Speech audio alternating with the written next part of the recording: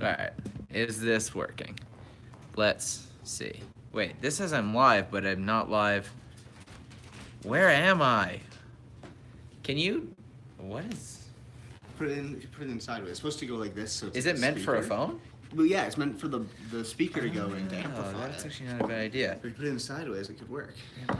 It might be a little low, but I could always put it on a thing. Okay, there are people here right now. Honestly, guys, I'm so sorry for this. Hey, Monty, is this the wrong live stream? Because it looks like my other live stream just says people are waiting.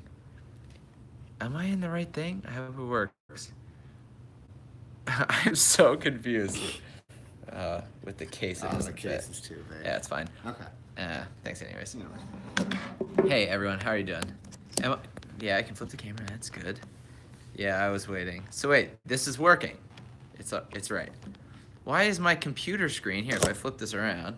Wait, let me go live. Yeah, Brandon's gonna what? Wait, I just mean to see. I honestly don't know what I'm doing. Why did this down button go? There we go. Doing great. Okay, yeah, if I flip this around. Set your expectations reasonably low because I don't know how to live stream things. In fact, here's a question for you all. Did you know, or do you know, like if I flip this around, take it to my computer, I wonder if I should put my moment lens on this. Do I have to focus it or does the focus just suck? Like, is it just low quality? I don't know. Hello, Australia. Hello, Ready Teacher 1K. I don't know. Let's just roll with this and figure out what happens. It should autofocus. Straight up, that looks like it's not focused, right?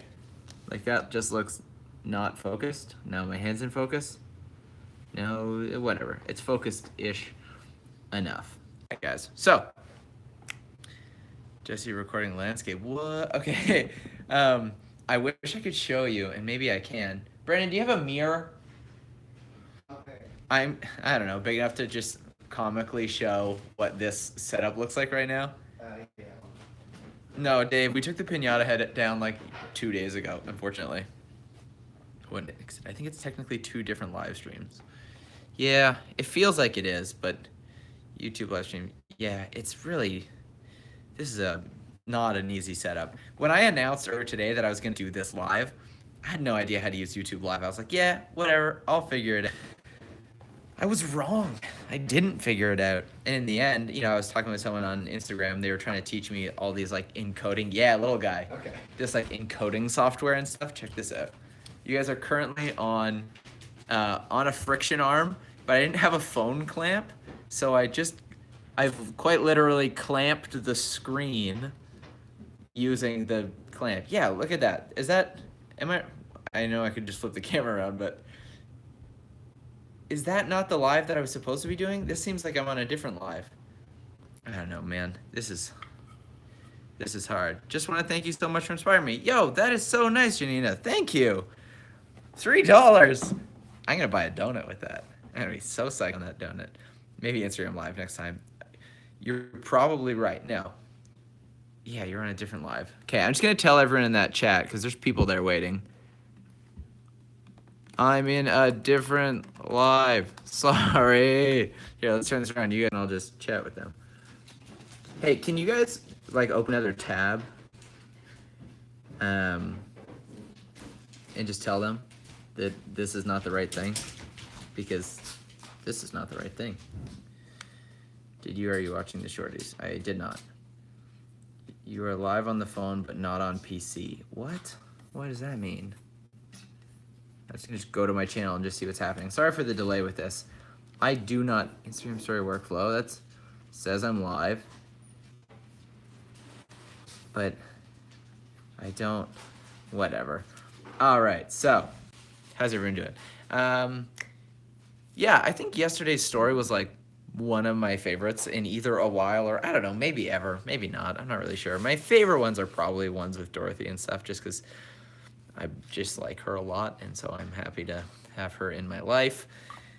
But that being said, edit-wise, I feel like yesterday was on point, and I feel good saying that. So I'm going to kind of walk you through my entire thought process. Yeah, let's start with the thought process, and then we'll get into kind of the technical aspects of what that looks like when I edit. What camera to use now? Here, I'm gonna pull it over. I'm still mostly using, what? This is great, I can bring you with me. The internet, we've done it. So, we've still got classic M5 here. Ugh. Da, da, da.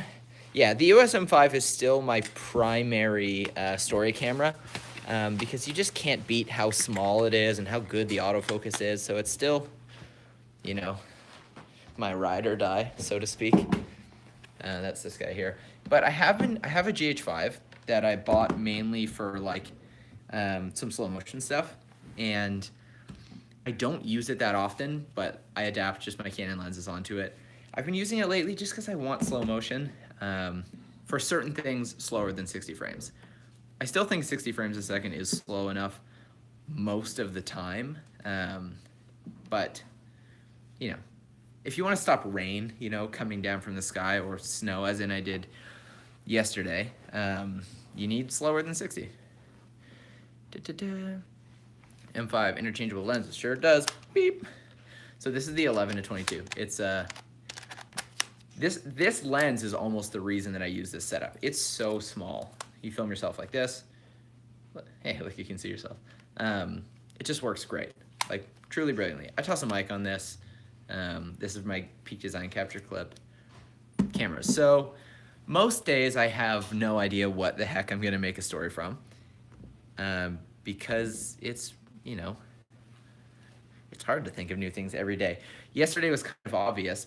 Well, actually, it wasn't that obvious. I went to a coffee fair with Brandon. He was there filming with Brandon's wife and my friend Dave and another guy and Dorothy. And I kind of thought I might make a story from there, but I also thought I have to wrangle my daughter the whole time. So I didn't make a story there. I just had cameras in my bags, but I don't always want to film in public. In fact, I never want to film in public. It's way more fun to just be alone.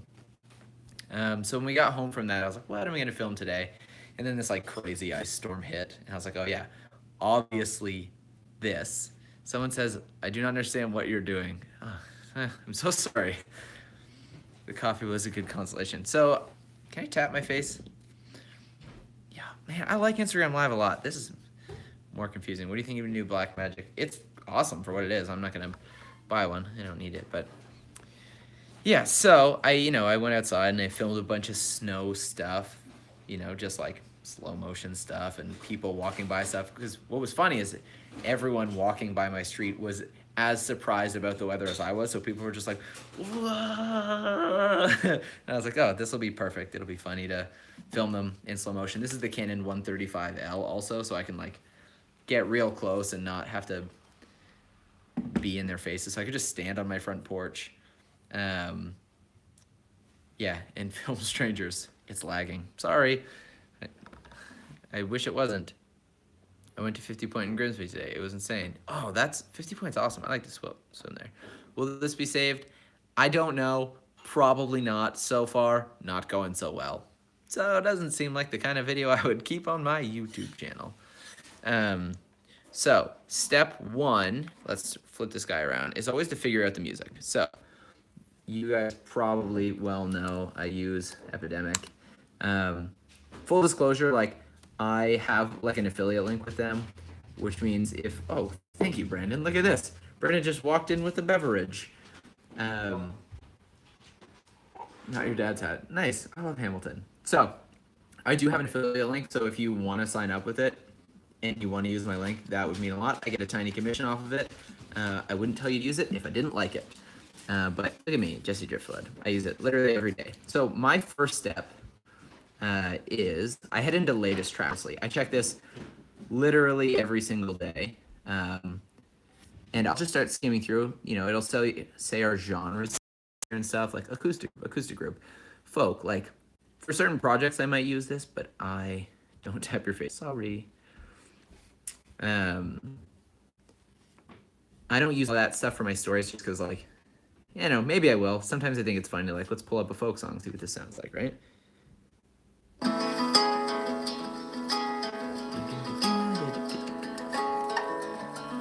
It's like, as I'm going... Hey, wait, are we back? There. Whoa, why Why is this so zoomed in? There we go. We got it. I don't know what just happened there. We good? Everyone back? Sweet. Not sure what that was. Okay, so, yeah. Somebody asked how I go about choosing music. Oh my gosh, I just had the best idea. Ready? I hate myself. This is great. So I couldn't figure out how to put me on the screen, so I'm just gonna use a mirror. Hashtag iPhone 10. Yeah, so we've got these, let me make this smaller so I can show it to you. These waveforms down here. So I'll kind of come across these, and I'll look for these bigger spots just to see what it feels like.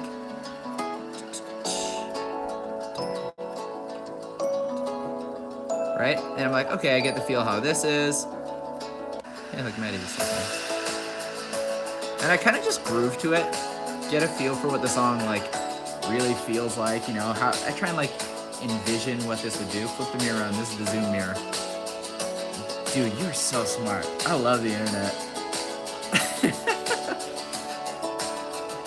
Right, so even though I wouldn't typically just choose a folk song, just hearing that, I'm like, I can kind of picture an edit to this, you know, like what would that song feel like? Maybe it could be like a nice sunset, but it could also be like a nice rainy thing, but it's happy is what it is. So a story would be that.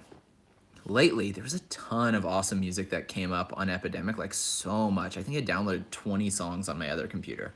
Just like a lot of, let me find some of it actually. This guy 12, just say 260, 35, yeah. So again, same thing, like I'm watching these waveforms. It's just like, did I use this song actually? Okay, and then go to the big spot.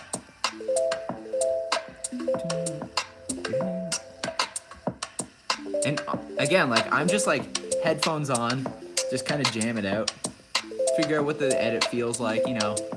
A lot of people like when they give you basic editing advice, it's always, you know, you're gonna cut on the beats, like 1, 2, 3, 4. And I gotta make a whole video on this later, but I think the editing process is more like, there's like kind of like a life to a song specifically. There's like ebbs and flows, and I kind of picture it less so on the hard beats and more so kind of like what each like section feels like. So, I mean, this one's got a lot like.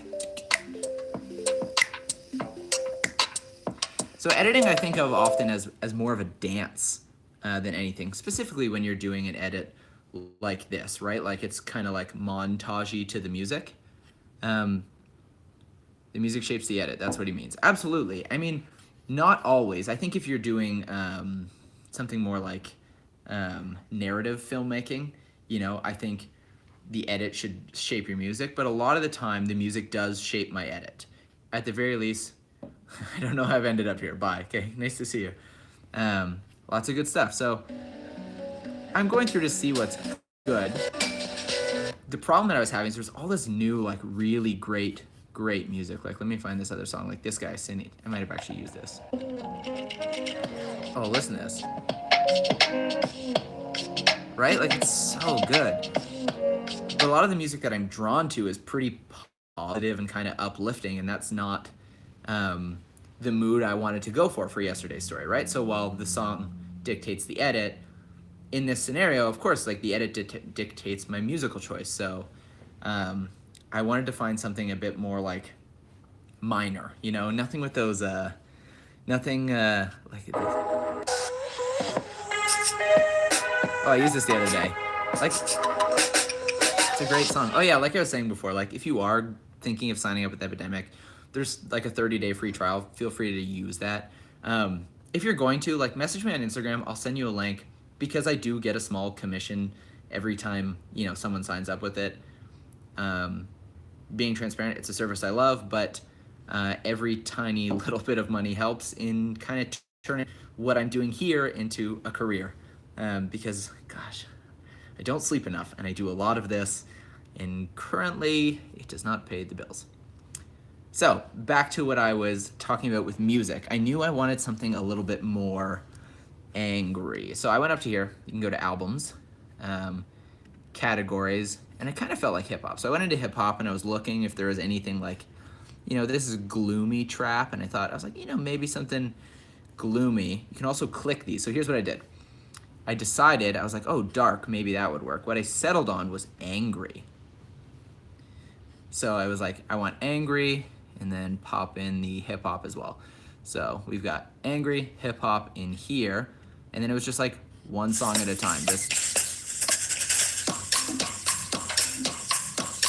you know, that's not the one.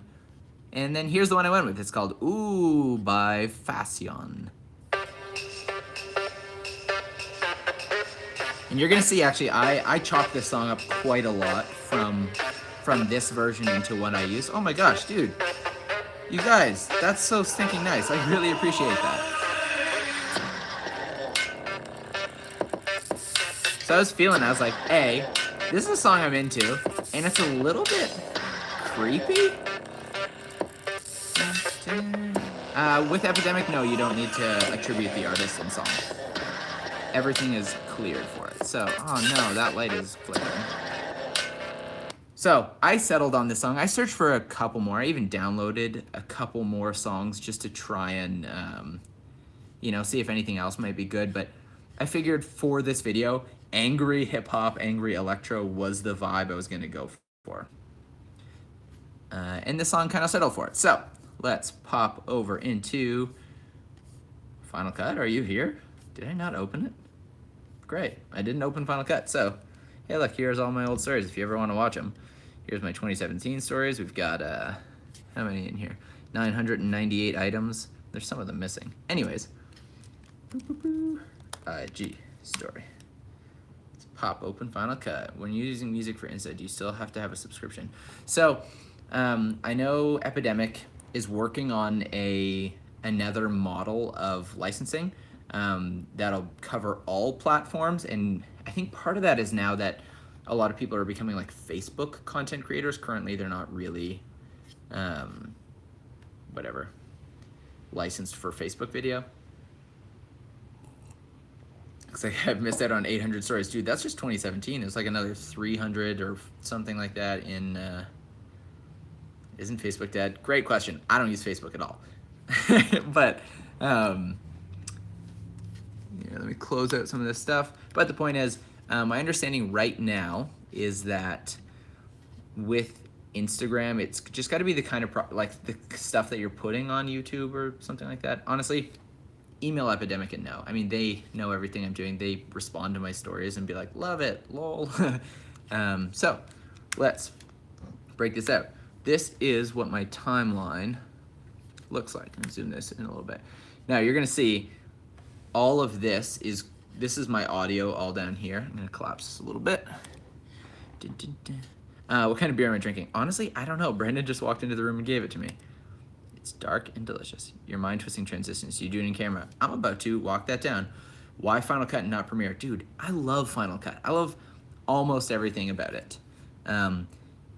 For starters, this is a base model 13-inch Touch Bar MacBook. It's not a good computer. I mean, it's a good computer, but spec-wise, it's not great.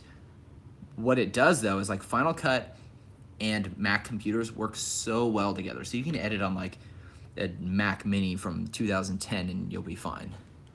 It's just so efficient. That's what I love.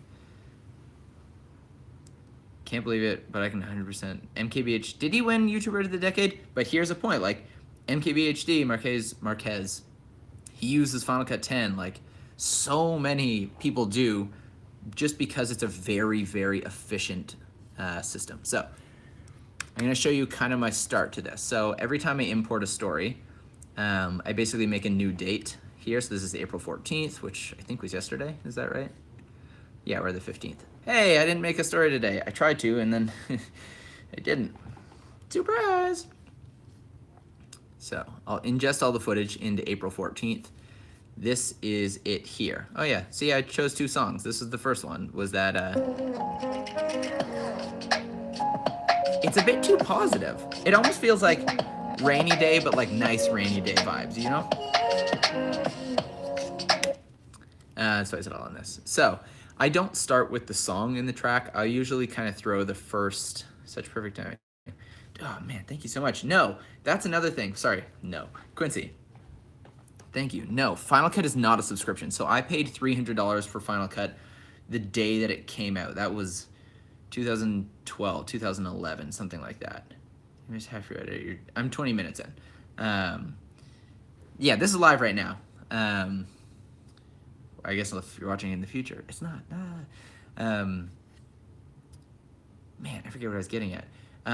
But no, it is not a monthly subscription. I paid $300 for it. Final Cut updates it all the time, makes huge improvements. It's 10 times the program it was when I bought it, and everything thus far has been free. Will they make a Final Cut 11 that I have to pay for? Maybe. Will I be happy to do it? Yes. Newer. Yeah, people are doing, it's called Super Chat. Oops, I almost hid your comment as spam. That was an accident. So let's get back into this. So here's all my clips. You'll actually see, this is kind of funny. You know that remix where it's in here where it's like this garbage. This garbage. So that stuff. This is kind of funny. I filmed that quite a few times. I didn't even import all of the takes of my like, what is this garbage? Because the first two that I did, I didn't turn my microphone on because I'm a bozo. Oh, that's okay. No, hey, thank you so much for thinking of it. So, I'll look through this. What is this garbage? So this one, I straight up walked into the door. The camera just hit the door, right? What is this? Thump. So I knew that wasn't the take. And then I also think I realized it was too bright. Too bright. What is this garbage? So what ended up happening is, while remixing it, I had various versions of me saying this garbage, so I could kind of like use different ones to make it sound somewhat different. Timeline's all 2398. So here, I'll give you this real quick. Projects, story 2. If you are curious, this is 1080 by 1920, 2398. Very, very simple kind of, I wonder if I should pull that back a little bit so you can see better. Man, I can't believe I'm using a mirror right now. I'm so psyched on this. Hey, thanks, Becky. Yeah, it's not easy making stories. It is not at all, which is why I didn't make one today. I shot some time lapses. I tried to film a little workout session with my daughter, and then she kind of just didn't want to and decided she wanted to ride a skateboard, which is actually a xylophone. So that story didn't work. But yeah, so my first step in this was to, April 14th, figure out which one of these takes was my favorite. And I think I settled on the last one. What is this garbage? So I'll drop that onto the timeline. Here, let me mute out this music here. What is this garbage? Right? And so you can see the beginning of this transition, by the way. This is literally, there's no effects. This is just me whipping the camera. You're going to see this, like the next hard cut into the same motion. But you kind of get lost in the motion blur. Like, people don't see it. Like, bitch. Oh, yeah, there's so much going on here. This is such a fun edit. So I'll drop that first thing in, and I know right as I finish that, like, what is this garbage? Like, I want the song to hit. I had another joke here, which you'll see, which is, I was like, not this garbage. Not that garbage. Thanks. I texted Maddie. I was like, Maddie, how do you do YouTube Live? Yeah, this is how. You get yourself a beer and film a mirror and yourself. Actually, you guys, I'm going to make my face not yellow. Oh, this should help. Is that better? Da-da-da-da. Beauty. I'm slightly late. Yes. Oh, man, the light's flickering. It's a broken old light of mine. So much better. Oh, come on. I don't know why those lights, like half the LEDs are cutting off on the panel. Hi everyone, what did I miss? Just the secret to being a good video editor. So yeah, so I had that shot that like, what is this garbage? And I actually, so I have this shot here that I planned on whipping out to. Not that garbage. I tried that a bunch of times where it's gonna be like, not that garbage to the snow. The reason I didn't stick with it is twofold. One, once I went out to the garbage, you can see all the snow. So it's kind of like, the joke of it's snowing is already dope. Squad assemble. The joke is already spoiled because you can see the snow. If I shot it differently, it might have worked better. The other thing is that I wanted that song to hit hard. And when I had the what is this garbage, not that garbage, that garbage, I was already like 10 seconds into the video. And you, with Instagram stories, you have such a small amount of time to hook people's attention that I think if you like ramble on or take too long getting to your point or getting to like the joke or the cool part of the edit, oh man, Chan, $10, that's so stinking nice. I'm donating $5 towards your Fix My Kitchen Ceiling fund. Yes. And $5 to buy Dorothy some ice cream. Yo, that's so sick. You guys are honestly the nicest. How do I make it? Oh, I can go back up. Right. So ice cream. Dude, I'm definitely going to get Dorothy some ice cream. Absolutely. That's happening. Do you use Final Cut for clients and such as well? Yeah, I use Final Cut for absolutely everything I edit. I have for the past 6-7 years. I'll give you $5 as well. Thanks, Mom. My mom's here. How do you do every day? I just a lot of work. So I decided on, if we open this song up so you can see it a bit bigger, you know, you can see exactly where the song hits, right?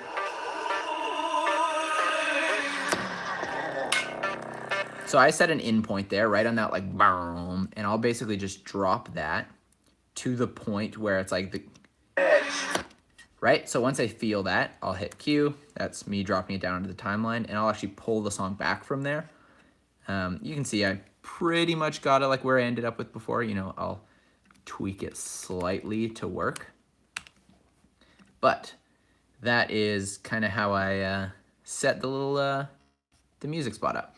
Now, there's a few things that I did with the song that I don't think people will notice. So there's this part here. Ready? This is mid-April. What? Maddie, get out of here. Very thankful for what you're doing. Have a blessed one, man. Gabe, dude, thank you so much. That's seriously so stinking nice. Foxlip, you guys, I'm not even going to get to, like, if you just keep sending super chats, I'm not going to even be able to tell you how to edit. No more. No, I'm just kidding. More. Oh, yeah, here's the other point. When people ask me, like, what's better? Whatever's better is the one you can edit in. When you finish a video, no one can tell what you edited in. If they can tell, you've done a bad job editing because they're not seeing your film, they're seeing your editing software, right? The goal of editing is to hide your edit itself. What douche are you? I don't know. Good question. So if you can make a great edit in iMovie or whatever, like Splice or anything like that, then it doesn't matter what you edited in. I'm fast in Final Cut, and it runs efficiently on my computer. If you're fast in Premiere or if you're efficient in Premiere, great. So let's get into this part of the song. Ready? So this is, a lot of people mentioned this, like McKinnon's. Yeah, that's him. You heard it here first. He's quitting YouTube, starting a cabinet company 30 years ago, and then going out of business. Lucian, what up, buddy? This is for the coffee fund. Thank you, thank you. So this song, as you'll see, this is all the green stuff down here. It gets broken up quite a lot. Part of that is because I'm making markers for where I'm gonna export my stories from, because I export them one at a time. And part of it is because, ready, watch this. This is mid-April in Canada. So that, if I were to mute all this, this is how the song actually goes. This is mid-April in Canada. And it just doesn't work the same. And so if that's how I wanted it, if I wanted to leave the song as is, $5 because this is my favorite ed you have done. I've watched it at least 30 times. Dude, Tucker, thank you. Honestly, I think I've watched it 30 times too. I'm a dork. I did get Pete into coffee. That is true. I mean, I was like one of the people that did anyways. So this section of the song here, if I bring this in, you'll see, Ram, man, thank you so much. You guys are seriously so nice. So yeah, I know I've got this part where I'm like, this is mid-April in Canada. So if I wanted that to fit before this beat that was here, this is mid-April. What I would have to do is, you know, oops, I'm gonna sync this over here. I'd have to pull, what am I doing? Oh, it's my bad.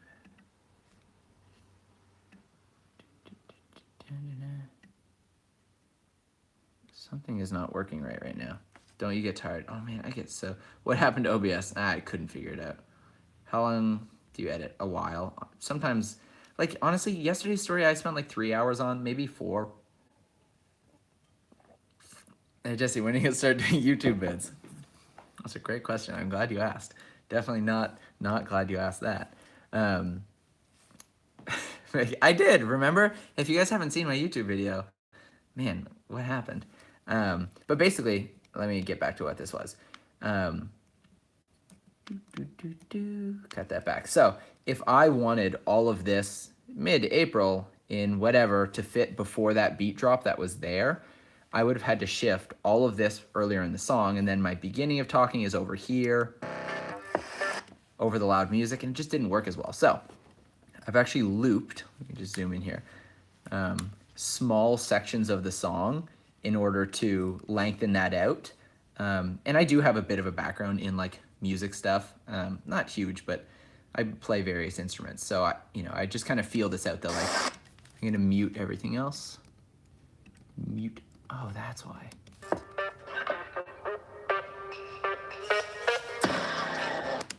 So there's 2 things that's actually happening there. You'll notice,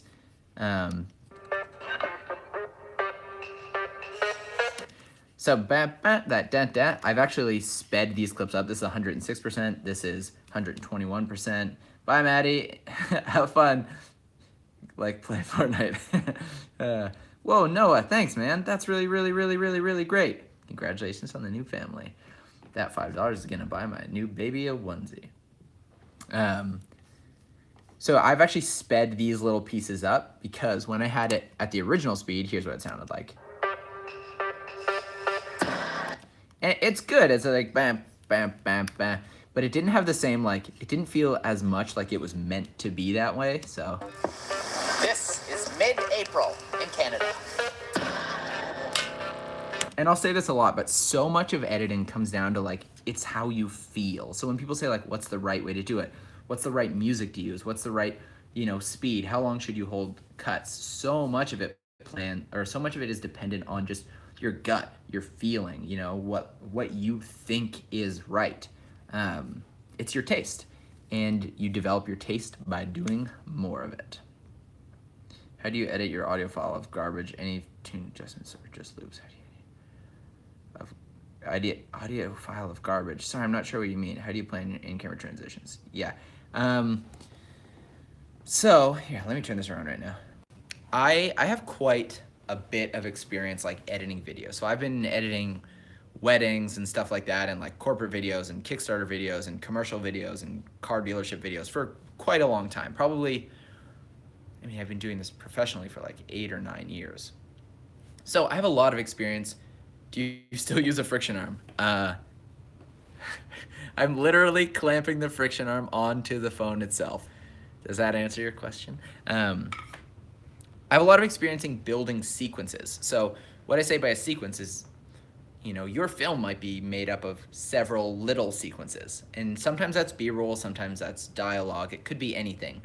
But a sequence is basically, for lack of, a better word, just a series of shots that tell some story. So while I'm thinking, I want to make a story about the snow, I'm thinking, what are the clips that I need to tell that whole story? Excuse me. And I think part of that, whoa, thanks for all the inspiring and cool Instagram stories. Really appreciate it. Good vibes from Colombia. Dude, thank you so much. You guys are seriously so nice. This is nuts. I'm thinking, what are the things I need to show to tell the whole story of snow? You can just show a wide shot and that's it, but you kind of want to keep it interesting. So I'm thinking details. I'm thinking like, maybe it's snow falling on a leaf. Maybe it's my face in disbelief. Maybe it's the snow piling on the railing. There's so many different little things. It'll be transitions is kind of like, I order the shots in a way that you don't want to reveal everything right at the front. So if I was just like, what is this? And then instantly it was just like, I mean, that's one way to do it. You could just show huge wide scene, all the snow, of course. But you kind of want people to have a reason to watch the next shot and watch the next shot. So, you know, I knew that my first shot that I was going to come to from this whip transition wasn't going to be everything. So it's kind of like the stop sign, but you can see, unfortunately with Instagram compression, so much of the snow gets lost. But it's kind of a tight shot from here. We kind of whip up, and now we've got people, but you still don't really see how bad the snow is. But again, these are just camera moves. This is like literally panning up from the snowy ground. What's cool about this is when it's a snowy day, it actually makes whip transitions quite a lot easier because the sky is white and the ground is white. One of the things that people mess up is they might whip up to the sky, and it could be a bright blue day, which is all overexposed, and then you whip up from the ground, which is shadow and all underexposed, and you don't really lose the cut in that motion blur because you still see pure white to pure black or whatever. So a snowy day works really well because we've got whipping up to the sky. Like, you actually just don't see the cut here. That's one frame, or that's, oh yeah, maybe you do. So that's the top, and then the next thing is just there. Now, this next one is a bit different. There's also definitely some speed ramping going on most of these clips. If you, not that, you know, almost all my clips. So I'm, this is filmed in slow motion. So if I need to get the beginnings to have the actual whip pan, I need to, you know, speed that up. Slow motion, sped up, slow motion. And then I actually did do some keyframing for this here because I didn't have the right shot to fully get the that left whip. I had one other shot that did the left whip, but I didn't really like the shot. It was kind of a boring shot, to be honest with you. And so I decided this is just 2 frames, 1 frame, and it's a really easy keyframe, you know, like Leo Eats Life. Holy dude, hey man, do you create a project for each 15 seconds of your story, or do you create a timeline with the whole story and then chop it up? Yes. So, record all 60. I'll answer both these questions right now. So, if I zoom out here, here's the whole story. That's 1 minute and 9 seconds, something like that.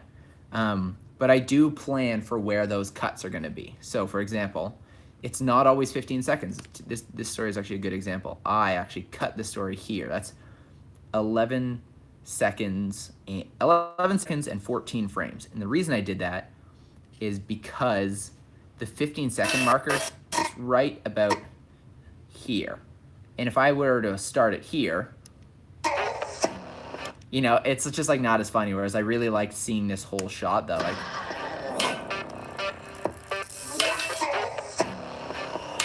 I just thought it was, you know, I thought it was better for you to see this whole thing in one shot versus putting a cut right before the big part. So in Final Cut, what's really easy is you take this range tool and I just highlight, and then that's the section I'm exporting. Then the next thing, the next thing here, you know, I'll do the next 15 seconds that I'll be exporting. Final Cut is also super fast. You'll see this cut right there. So this next story was 14 seconds and 23 frames. I was actually 1 frame shy of 15 seconds. That's because I did bad math while I was editing. What is the shortcut for the range tool? It's R. You just changed my life. So there are a lot of apps out there like Cut Story, Limitless Stories, things like that, and they will actually take a longer video and cut it into shorter videos. So you can say I want 10 seconds because I think Snapchat is 10 seconds. You can say 15 seconds for Instagram, that kind of thing. And then it'll take your big video, give you like 5 shorter videos on your phone. The reason I do that is I'm so particular about every aspect of my stories is that I don't want a cut to happen right here, you know, while I'm talking or something like that. You know, I have to select the audio tracks too. No, when you're using the range tool, it's actually just telling you this much of the timeline, export that. So anything that's happening here, all of that's gonna get exported. So yeah, to reiterate, there are apps that'll cut up your stories for you if that's what you want. Editing this way, the way I do, takes a little bit of time. Yo, Lizzie, what up, fam? But I never want to ruin my edit because Instagram doesn't play stories sequentially nicely. You know, the audio, you lose like a split second or so like that. So I do everything manually because I want to have as much control over what the viewer sees as possible, right? What are the apps that cut up your stories? Check out Cut Story or Limitless Stories. Man, take another sip. All right, let's get to this audio remixy stuff. So there's a few things going on here. Mute that out. The first one that I did was, I'm just muting all this audio track so that it's still on the mic.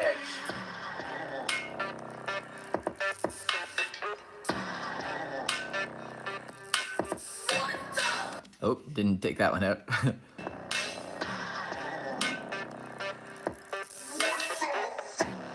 Okay, so this shot is actually shot in slow motion. You can see, I mean, a lot of this speed ramping. This is 442%, 256%, and 40%. There's two reasons that I did that. I went out there. There's no audio on this shot. I didn't actually swear. I just mouthed it. And then I figured I would just go on the internet. I would Google like, WTF S sound effects free kind of thing. And then I found this one. If I kill this keyframe, there's two things I did, sorry. If I change this off, this is the original file. What the fuck? It's a little bit vulgar, and I kind of wasn't feeling that. So I did two things. I used this pitch thing in Final Cut, and I took it down by like 2 steps, so then now that gives us... What the fuck? So it's a little lower, it feels a little more like remixy, and then I lined it up here so that, we had like... Yeah, a little demonetized.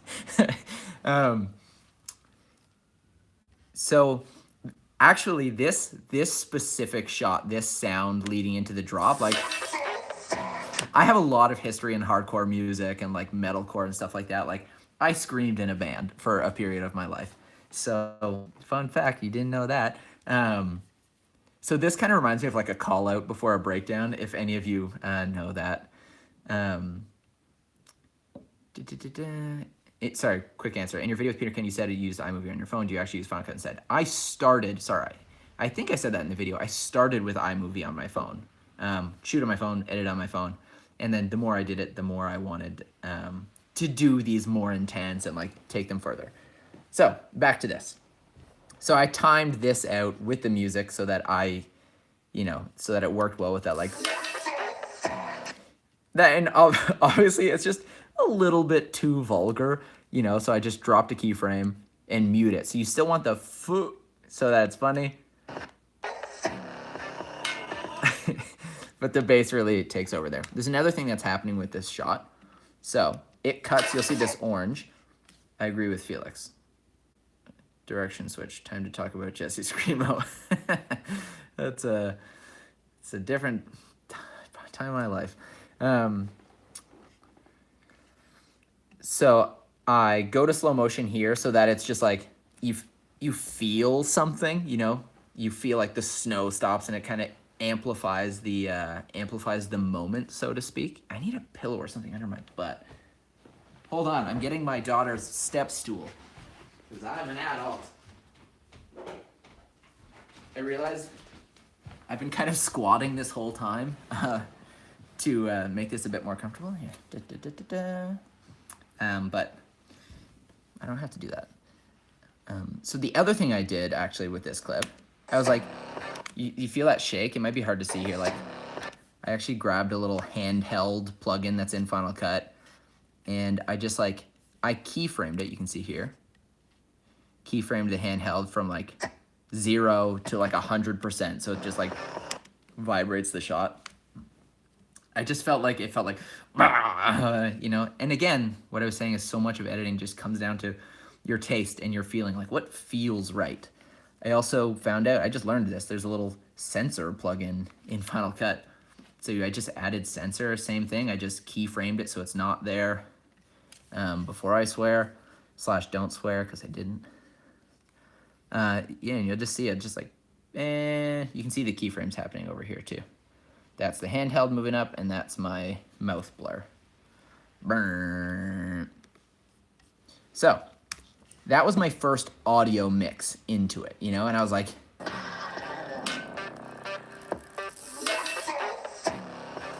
I just thought it was kind of funny. And you remember what the slow motion was filmed in 4K 60 frames? I don't film like anything for stories in 4K ever. I did use this GH5 to get these slow motion snow shots. Some of it's 120 frames, some of it's 180 frames. And the reason for that is you can on the GH5, but I still want you to say, like, or I still want you to say, I want to say that most of the time I use slow motion is 60 frames a second. If you ever think like, oh, I can't do slow motion, I don't have 120 frames a second, you're wrong. 60 frames on a 24 frames timeline is still quite slow. It still feels slow. Is this video gonna stay on your YouTube channel? I don't know, honestly. It might not. One of the reasons is people are gonna watch me ramble like this, so maybe that's a bad idea. I've been at Adobe for a couple of years. Watching Final Cut makes me nauseous. Dude, it's so good. Final Cut's so fast. But go back when you talked about the keyframe into that whip transition. Which, like, at the beginning? So if I were to take this clip and then just send it back to normal, you know, it's quite a bit longer. And that's because this pan, you know, it's actually passes a tree. You know, if you were to watch in real time, this is what it looks like in the slow motion. So that's no, you're good. I don't know what it's like in Premiere, but this is how easy Final Cut is for speed wrapping. Range tool, shift, what? That was weird. Range tool, shift N gives you this new thing. I can just say like 8 times speed, that's sped up. I can take this one and I can either do this and just speed that up. And that's basically the shot is already done. See, like, that's how fast that shot was done. The other cool thing with Final Cut is how easy it is. I can just click this. This is basically where the transition takes place from fast to slow. You can just drag this. So I'm kind of like swallowing up some of that, or I'm taking it out the other way. The other thing, then there's these handles, and you just adjust how fat or like how long that speed ramp takes to take effect. So that is too fast. I'm sorry, guys. I'm gonna make proper videos eventually on like my editing workflow. I think partly because there's not a lot of people doing Final Cut tutorials. You know, there's a couple people that do it, and some of them are really good at it. But you know, a lot of the people that we probably mutually know edit in Premiere, and I don't think everyone does edit in Premiere. I know a lot of YouTubers specifically that use Final Cut. Craig Adams, MKBHD. Who else is a Final Cut editor? Whatever. Darn, that's fast for speed ramp. Oh, haha. Yeah, it's unbelievable how easy it is. And like, I have my hotkeys set up, so Command P basically stretches it out to, basically it's like 1-to-1 frames. So if you shot it at 30 frames a second, it'll automatically go on my 24 frames timeline. Yeah, Casey does. It'll stretch out to 80%. If it was 60% on a 24 frames, it'll go to 40%. So as quick as one button, this shot is now, oops, wrong clip. This shot is now, oh, I filmed that at 24 frames a second. That's why. You know, let's find another shot. You know, one click, this is now at 40% speed and it's slow motion. Let's take that back out. These are the things that I like Final Cut for. It's fast for the type of work that I do. You dig? So, back to this. So I added that first WTF. That's your own hotkey. In Final Cut, that feature isn't hotkeyed. Yeah, I think Craig Adams posted that in his Instagram story once. He was saying like that he found this. It was either Craig Adams or it was Levi Allen. One of them posted in their story that about this hotkey, and I was like, I didn't know that existed. I was always basically like manually stretching things out to 40%. It's called automatic speed in Final Cut. Yes, that is true. So I don't remember why I selected Command P, honestly, but that's what I did. Yes, automatic speed. And it is a game changer, honestly. Do you cut your clips first before you add music or cut to the music? Do you color grade? I'm gonna answer all this. So Sometimes my step one is I take every single clip here, and I'll toss all of it right onto the timeline, and I'll start trimming it up, like taking off the odds and ends. Sometimes in one clip, I'll try the same shot 10 times just to see if I get it, and whenever I get it, it'll be the last one. So I'm trimming it up as close as possible, and that's how I make my story. A lot of the time I do that. This time, for example, I was shooting on 2 cameras, and so that makes it a little bit more complicated because the shots aren't in order. I'll still do it sometimes, but this time I didn't. This time I was adding it 1 clip at a time.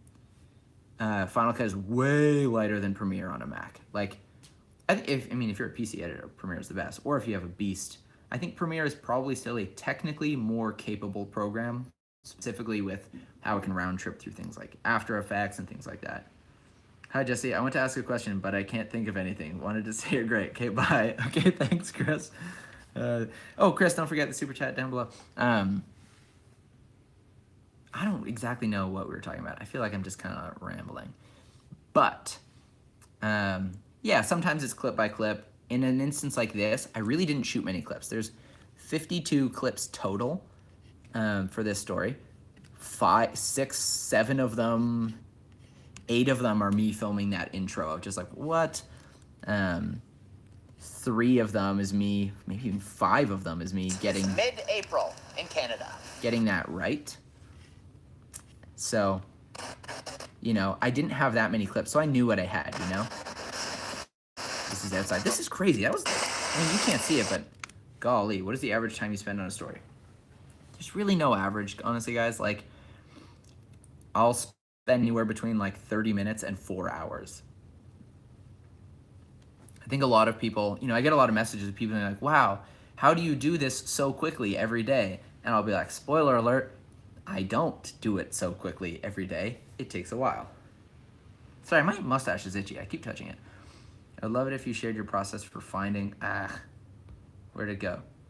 For finding a story and narrative to developing your shot list. I can't get at that right now, but it is a good question. It's not quick. Yeah, that's the answer, is that like I don't do it quickly. I spend a lot of time on it. I think a lot of people want easy answers in life, and they want like, what's the one thing to do to make me amazing at everything, and it will take no effort. And the truth is like, nothing. That's like asking like, what's the one workout I can do one time and be totally fit and shredded? It's like, well, there's not. You just have to work out a lot, and I'm not the one that does that, so don't take my workout advice. Hey, Jesse, do you get any issues with quality while uploading to Instagram? Yes, absolutely yes. I also get one burpee. I also get like a huge quality loss on my Instagram uploads. Sometimes like I get a little bit annoyed because I get the question like 15 times a day, period. It's like, what are the best settings? I don't know. There's going to be compression. Instagram is going to compress it. End of story. I just do 1080p, HD, H.264, upload from my iPhone, works good. What the thing that I do is like when I'm planning all of these shots, like I know that when I'm at my front door, there's like a window in front of me, and this is overexposed, but I know the direction of the light is gonna look good. So a good looking, well lit, well exposed, well color corrected shot is going to look better after the compression than a shot that's like, for example, if this shot right now that I'm showing you was uploaded to Instagram stories, it would look awful. Like I'm yellow, this is overexposed, there's so much detail, everything's like in and out of focus. It's just like, oh, this is a great question. The point is, compression's annoying. Do you plan your whip transitions? Oh yeah, and how do you determine which clips will have a whip transition? I try not to do it with everything. Often, you know, here's a great example, like that first one. I like using it as a way to like quickly pull you into the story. I think I go overboard with it. I think I use it too much sometimes. But, you know, it's fun and they disappear, so it's not a big deal. So I'll try and actually shoot them sequentially. So like I shot this shot, and then I went up, and I knew I needed to go up from white. I actually tried to do this, another shot between these two. I'll show you that one. I tried. These are out of order. So this shot. So down here, that's actually the hood of Brandon's car. And then I went up to this plant.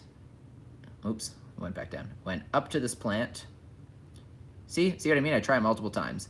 And then up to the white sky. So I planned on putting this shot before this one. But when I got in, I noticed this shot was totally out of focus. So I was like, well, don't want to use that.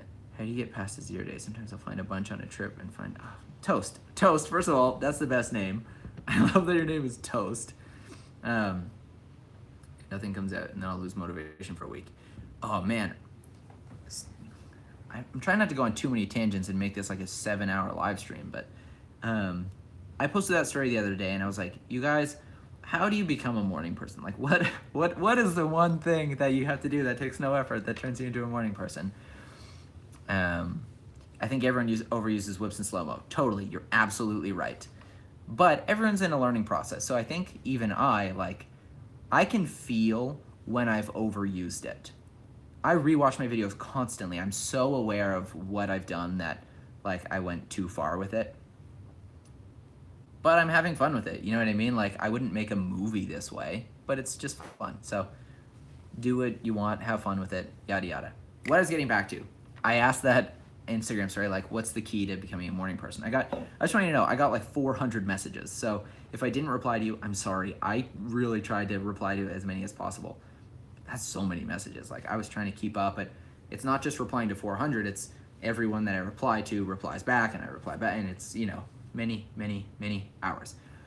The reason I bring this up is that a lot of people mentioned various books and speakers, and this girl, I just sent it to my wife to watch. What was her name? Mel something or other. Did I close my iMessage? The point is, sent me the speaker, and her whole spiel essentially is motivation is a myth. It's not really a real thing.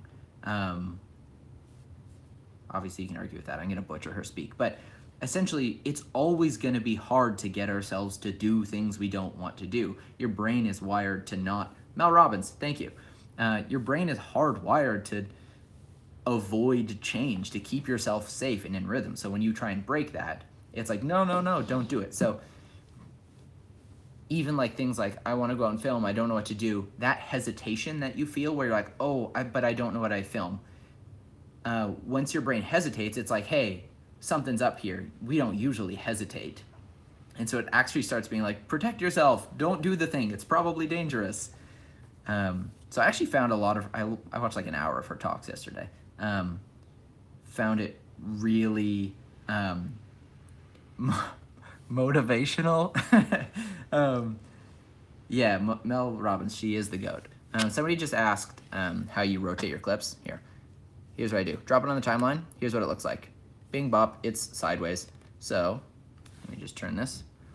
I just do this, rotate it 90 degrees, scale it up 178%, and now that fits. In Final Cut, I don't know if this is true in Premiere. In Final Cut, I can just copy this, okay, and then paste it, and it's pasting my rotation and my scale. And so basically when I put everything on the timeline, rotate, the first thing I do is I rotate, zoom in the first clip, then I paste that across all my clips so everything fits nicely. I don't know why. Most camera companies, when you film vertical, don't give you a vertical clip like if you did on an iPhone. Fuji, for some reason, if you film on an X-T2 or an X Pro 2 or whatever, they give you a vertical clip, which is great. I'm in class watching you. That's awesome. Do you export multiple? Yeah, I do export multiple 15-second clips. Yes, you can copy, paste attributes, paste them in Premiere. I know you can, but I've heard people saying scale and rotation weren't working for that, so I wasn't entirely sure what the deal with that was. What lens do you use for shooting these videos? Most of the time, guys, the 11 to 22. This is that, wide angle. If we flip this guy out, let's see if we can. How do I make this not so bright? Whatever, it doesn't work. Basically every single time I'm filming myself, in particular, it's this. When it's me and Dorothy, run and gun, point, it's wide. Yes, like 99% of things are handheld. But if you guys have seen my studio, I have like that shelf. There's like 14 lenses in a row on it. There is no right lens. And I'll also say I own those lenses because of wedding photography, wedding filmmaking, and commercial filmmaking.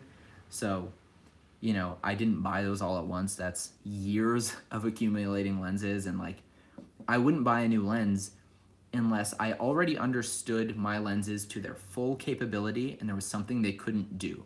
So, for example, if all you had was this 11 to 22, there's two things it can't do. It can't shoot far away, and it can't shoot in really low light. It's only an f4 to 5.6. So it's not fast, but it is, you know, it's small and light and wide, and that's what I use it for. This is the 135L. So this is 135 millimeters, f2. It's like, you look through that, look at it. Like, okay, guys, tell me that is not freaking gorgeous. Look how much light that lets through. This is one of my all-time favorite lenses. Use it for a lot of portraiture, that kind of thing. Oh, sorry, I've been missing the comments. I need some business advice. Any book recommendations?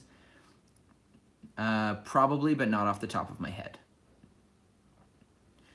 Would I consider switch to Sony for the stories? No. Not right now, anyways.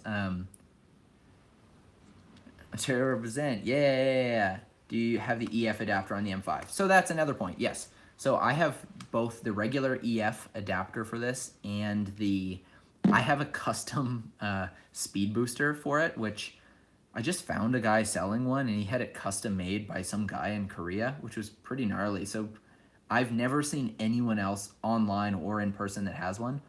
I mean, it cost me like $400 to like, maybe even US. Canadian dollar sucks. It wasn't cheap, but if you want low light on this, you know, it is what it is. What do you do for a living? Photography, filmmaking, transitioning into content creation. 12 Rules for Life by Jordan B. Peterson. I haven't finished that yet, but I'm a big Peterson fan. I did this, which means no, but yes, I'm a big Peterson fan. That's just like, I mean, overall, like, character, life stuff, he's kind of also a goat. Okay, man, we got so far off track with this. Here's where we left off, music. So the first thing I added was this, was that first WTF. And once I did that, I was like, oh man, I want more of that. So then what I do is I go to the beginning and I feel it out again. Ready? Like This garbage. So you can hear like, what the So you can, do you do most of your audio in Final Cut? Yeah, man, I do all of it in Final Cut. I think I need to actually like figure out Logic or something. I was gonna meet up with Andrew Huang at one point and get him to teach me this. But I know he's a real busy dude right now. He's on a bit of a break. Jesse, will have you got sponsors for your stories? Yes and yes, which is sick.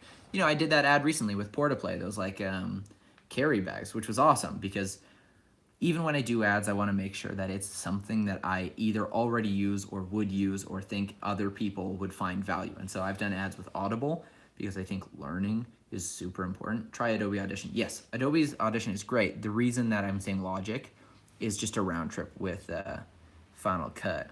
I'm an audio engineer, man. Run a home studio. I'm your guy. Sick. You know what's awesome? I love audio stuff. I have some friends that are like super talented producers and engineers and stuff. Andrew's back. Yeah, I know. I'll reach out to him again. I wouldn't say him and I are friends. Like, we don't hang out. We've met a bunch of times, and he's close with a lot of my close friends. So he'd be someone. My friend Tokyo, he works/plays in Walk Off the Earth. He's been in the stories a lot. My friend Derek is one of the most hardworking, talented dudes that I know. So those are the people that I would go to first. So what I'm doing again is I'm just feeling out the song. I have not seen A Quiet Place yet. I want to. Ready? So I'm just feeling out like where would I hear things? I'm kind of adding one at a time. So what's the first thing I added? Like, yeah, that was my first solution. I was just like, What is this garbage? This garbage. This garbage. You know, you can kind of start loose and just figuring out, oh, Joshua, Dude, thank you. That's insane. I mean, it's not insane. It's not insane, guys. If anyone else wants to do it, it's not insane. That's not insane. That's so freaking nice. I use the moment lens of Pixel 2. Yo, the Pixel 2 is a dope phone. I mean, you can see I'm an iPhone user, but that's a dope phone, especially with the moment lenses.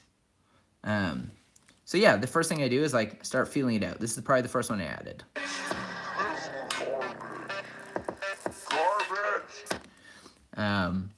And I mentioned this really early on when we started talking about it. Like you hear me here say garbage is different than me saying garbage here. And that's because I filmed that first shot like 6 times to try and get it right. So I had different, versions of me saying, what is this garbage? Which was helpful to remix this more. Usually when you see me do this, I'm actually like, to get the pitch shift, I like speed up or slow down the clip. And then when you do that in Final Cut, you just have to make sure you turn off preserve pitch here, so that it'll go like lower or higher. And then I'm basically speeding it up, like speed ramping it to fit the speed of the music. But this actually fit pretty well. So there's like pitch apps. So I've dropped this down 2.5 steps. So if I took that off, This garbage. And it sounds fine, but it sounds less like a cool remix. So I added that. This is 2 versions, pitch shift at different amounts of me saying this garbage. Garbage. I don't know, it sounds like the devil himself, honestly. It's probably not great, but... Garbage. What is this here? This garbage. Yeah, I kind of actually am not psyched on how I did this. It was a bit, maybe I'll say... Sorry, my friends were buying a Final Cut. I'm officially a chance to get it. Dude, I don't know how to refund it to you. If there's a way, you can do it. But did you ever edit stories on your iPhone? Yes, I did. I mostly used iMovie. It's not a good setup. So I would say use Splice. I'm also going to check out that LumaFusion app. So yeah, so I had that other WTF over here. Right? And so I decided I wanted to use one over here as well. So I mixed it in with this. So now we've got... And this one I've actually pitch shifted high, so you can hear that on its own. And it's just the... And then what I've done actually is, you can see all these layers. These are more and more of the. So you'll see if I mute these out. I kind of wanted to feel a bit more epic, like... Garbage. So this is just, there's too many keyframes than there need to be. This is just, well, I honestly don't know why it's like that, but I'm kind of just cutting it off when the next one comes in. I clearly, now that I listen to it, didn't nail that timing. They're like, da, da, da. Those are, off tempo, but, live and you learn. It's not so bad once you hear the music with it, like the...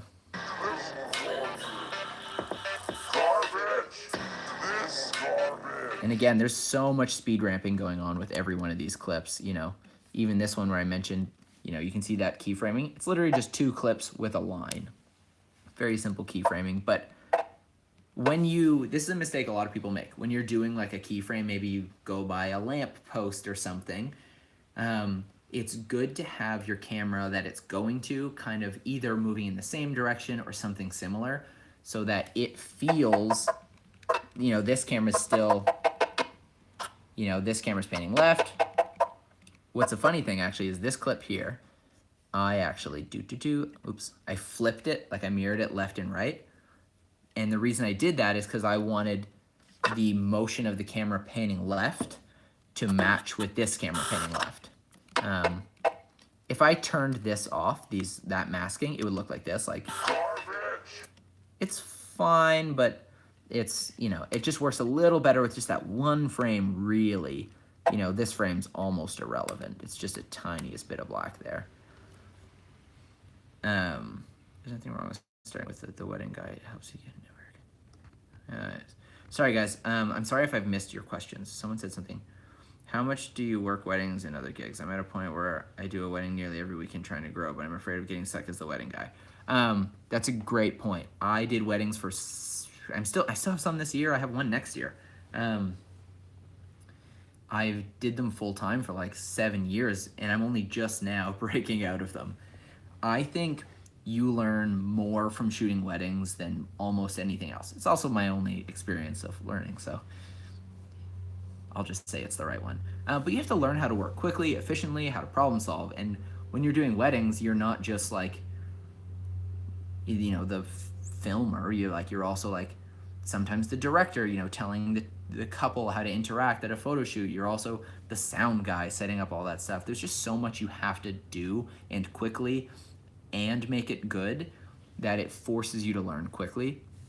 And I think being the wedding guy is good as long as you don't get yourself in a rut. I think if you're always pushing to improve your craft and like better edits and better actual shooting, I think weddings is a great way to do that. Sustainable income, and people will find you. So I worked for a car client for like 6 years, and they would just like, someone was at a wedding where I showed a same day edit in 2010, and his friend was like working at a car dealership, so he got hooked up that way. So if your work is good, people will find you. If you build it, they will come.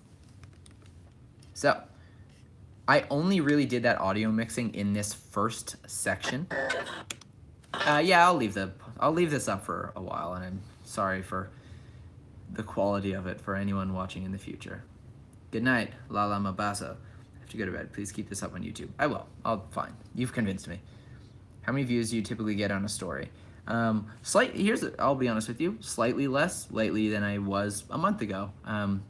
The funny thing about that is I'm not just going to blame the algorithms, but algorithms change. And so who sees what in their timeline is constantly fluctuating, and people are always trying to stay ahead of it.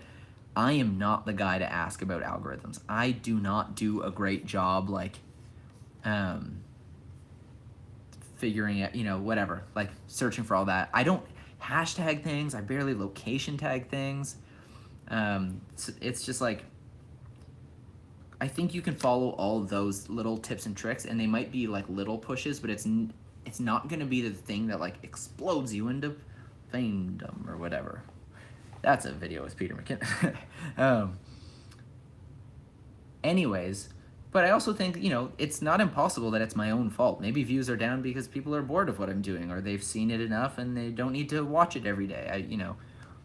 I just don't want to be the guy that's like, the algorithms are the reason I'm not making money, or people aren't looking at my content. My friend Isaac put out this thing on Instagram, like, photo algorithms. And it was basically like, yeah, sure, you've got this great photo of like an A-frame cabin in the mountains, and it's like an awesome photo and it's totally symmetrical, but like maybe people are tired of seeing A-frame cabins in the mountains. It's been a trend for so long. Maybe people just don't want to see that anymore, and so they're not seeing it. Anyways, it is what it is. I've gotten 60, 80, even 100,000 likes on videos on other video platforms. Is that good? I don't know. Yeah, okay, so I'll be frank. Lately it's like the first story is about 25,000 views. I've gotten as high as 30,000. So, it's slightly down, which is confusing. It's not a huge deal. I'm still like unbelievably honored and humbled that many people are watching these silly little videos I make most days. And it has not been like that all the time. I get people messaging me saying, like, if I had an audience like you, then I would make cool videos. And I was like, no, you wouldn't. Like, I was making this, and I remember when I was like, I can't wait until, 200 people see it. And then I remember, like, I can't wait till 300 people are watching it. I just, like, those were the numbers I was dealing with. And maybe you're not at that point, and that's totally fine, but I was making these kind of videos before anyone was watching. I was lucky enough that Peter and I have been friends for a long time, like a decade, and so he was already following me on Instagram, so he saw them. But did you notice the spike in growth once you consistently started doing stories? Yeah, absolutely. But that's what got my name out there. Was, to my knowledge, I was the first person doing this kind of thing consistently. I could be wrong, obviously, but that's how people found me. Anyways, if we want to dive back into this edit if you want. So my first two stories, this first one, if we want to talk bigger picture, was kind of, I wanted to set the stage. This is what's happening. And it's like, this first shot kind of adds intrigue. What is this garbage? You know, and asking a question gives people a reason to look to the next shot, which is, well, what is that garbage, right? If you just like maybe started, and I've done this before, like, look at this, a snowstorm. I don't know, maybe it would work, maybe not. But I'm always thinking about how to entice people to look to the next shot. And so that's why it's like starting with these like tighter details, like not everything, you know, like even, honestly, I don't love this shot, but it is storytelling. It's absolutely storytelling. This is kind of an interesting thing. So I added these keyframes because I went behind a post here. Well, it's hard to see if I do this. Turn this off. So I went, hopefully this works right now, behind this, darn you, mask. Whatever. The point is I went behind a post that didn't have this white tape, and I didn't realize it when I shot the next shot, which has me coming out to this cyclist. But the transition didn't work that well because you saw that white band just like pop, just appear. And so I actually keyframed it in as this wall. So this is just the keyframe of the white from the next post. So you can see actually the difference here. So that's when it becomes the post. So that's why it kind of looks like a laser kind of comes through the shot here, like, zoo.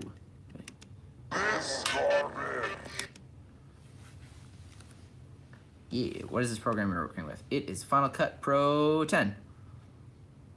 Again, sorry guys, if I didn't see your comment, I do apologize. I'm looking at you and you and you.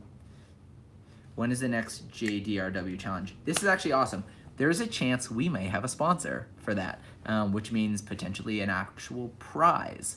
That was kind of one of my ideas when I started with it. I was like, you know, I'll be honest, I'm trying to figure out ways that I can monetize this so that I can actually afford to keep making these videos the way I have been and not neglect other clients because I'm spending too much time on this, and, you know, be able to, as people have alluded to already, not have a garbage bag on my ceiling. Like, this house, I'll be frank, is falling apart. It's not a great house. I love this house. It's not a great house. There's extensions that like leak like crazy. Anyways, so yeah, like I'm trying to way to turn this into a business. So when I was doing this story, I was like, you know what? If I could eventually get a brand involved, and I'll just say Kleenex as a dumb example. Bye, Leah. Have a good night. I was like, what if the story is like, the theme is runny noses, or the theme is like the common cold or Kleenex or whatever, and it's just like, you have to tag the brand and whatever, and the winner gets a lifetime supply of Kleenex. All right, I wish I didn't choose Kleenex as my example, but who keeps saying caca? I don't, sorry, dude. You are getting, put user in a timeout. Yeah. Message deleted. There, take that. Hey, I'm about to shoot, right? I discovered you just a few days ago, which I'm bummed. Should have been a long time ago. Oh, man. Jack, NVD. Thanks for coming out. Enjoy your shoot. How long does it take you to edit a full clip like that? This story probably took me 3 hours, maybe 4 hours, honestly. It's hard to know because I started like ingesting and choosing a song and all that kind of stuff, and then watched a movie with Emma, Brendan, and Jacqueline, and then kept editing later. It's also hard because like sometimes while I'm editing, like if I have to render or something, I'll like answer emails and messages on my phone and stuff. So it's like, it's not necessarily straight editing. Already, I just posted a video today complete. Awesome. Do you make your stories around the music, or do you find the music first? I've kind of answered this already in the stream, but I typically, not always, but film my story and then edit to a song that I choose based on the mood of the story, if that makes sense. Where do you usually look for your music? Makes sense, balking. I went over this a little bit earlier. I use Epidemic, Where Did You Go, for all of my music. Again, I'll be totally frank, I do have an affiliate link with them. So if you sign up even for the 30-day trial of music, I do get a small commission. So if you're thinking about trying it, send me a message on Instagram or whatever. I guess I can leave a link in the description of this video. Ta-da! I would appreciate if you use that link, if you appreciate the work I've done. Please try it out, use it if you love it, awesome. If not, I'm sorry. But I said this before, if it wasn't a service I already used and really enjoyed, I wouldn't tell you to use it. Jesse, if my super chat isn't supported, is there any way to donate to you? I guess PayPal. If you really want, I think it's just jessedriftwood@gmail.com. But I'm not telling you you have to do that, but if anyone wants to, that's amazing and incredibly generous and kind. So thank you. Hello, Argentina. All right, so, man, I can't believe so many people showed up for my YouTube live. More people than usually. Let's stick to editing. At the end, we should ask. Yo, that's true. Do you have a Patreon? No, I'm going to. Emma's due in October. Back to it. So, we've kind of gone through this first section quite a lot. There's also, I didn't talk about this. So there's all the speed ramping, of course, going on. There's this middle speed ramp here, and the reason for that is that's at 2,000%. While I was filming, he turned around and he yelled at me. He's like, "What are you doing?" And I was like, I'm filming the snow. And then I just left, and it was fine. It's not a big deal, but he wasn't super pleased. And then there's another speed ramp here, and that's only because it took me a while to get him in focus. So I speed ramped it, and I also, you can see I zoom in. So there's keyframes here. That's, I'm scaling up. Move this over. Scaling up from that 178 that I told you is what fills the frame for vertical up to 338. And honestly, I'm so loose. I could have done here if I really wanted to. I don't think there's a right number. It's just again, comes down to feeling what you like and what feels right. And call you out on your lie. Haha. He's gonna find you. I was filming in the snow. It's just also the other things that happened in the snow. Yeah, I'll post this after. So yeah, keyframe zoom in, added that what the pitch shifted up because I thought it was funny. Now, part 2 of the story starts here, and that's at 11 seconds. Because, do you shoot your stories, upload the next day? Not usually. This story was shot and edited yesterday evening, and that's because for a story like this, which is relevant to the weather, maybe it's just my own personal bias, but I thought it'd be funnier to have, for even just my friends that live in the city, who also just experienced that moment of stepping outside being like, what the, to have the story live then. If I shot this and edited it tomorrow and all the snow's gone, it's not the same. Posted a few snowstorm edits on Twitter and they use them on there. No, that's funny. I don't think they would with these quasi almost F-bombs. All right, this is as far as we've gotten in the edit so far. It's 15 seconds in, and we've still got all that to go. Honestly, this is the simpler stuff. The reason this edit took me a while is there's a lot of minutia going on of speed ramping, keyframing, zooming, a little bit of masking. Oh, Mr. Nathan Drake, thank you so much. That's $5 and you didn't even say anything. Oh, congrats, Lucian. That's really awesome. And, the audio mixing. So this took a lot longer than the rest of the story. We get out to this end of this 15 seconds.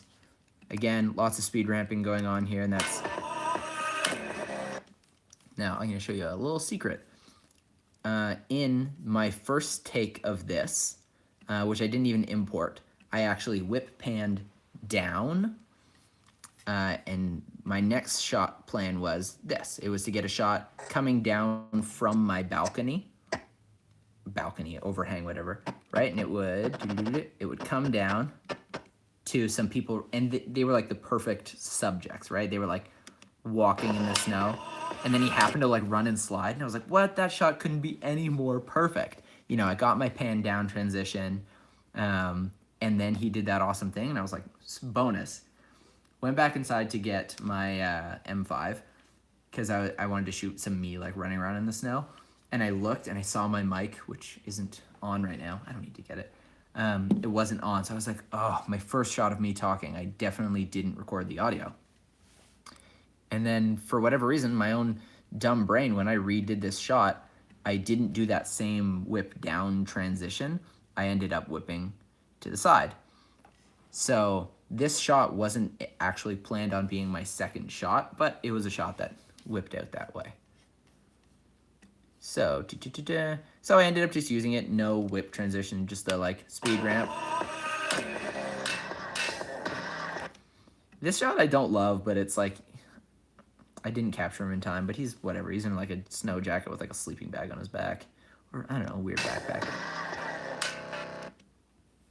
There's a funny story behind this shot that I'll get to in a second, but you know, just a couple of swipe downs. This is mid-April in Canada. Again, like I'll often just get a couple of random shots that it's just like, here's one that starts down, up, whatever, left, right. I try not to do that just senselessly because I want to have some idea of what I'm going to do with the edit so it doesn't take obscenely long, which obviously it still does, but whatever. How do you do your whip pan so smooth? Practice, steady hands, and one great tip. Here's a problem a lot of people make. Yeah.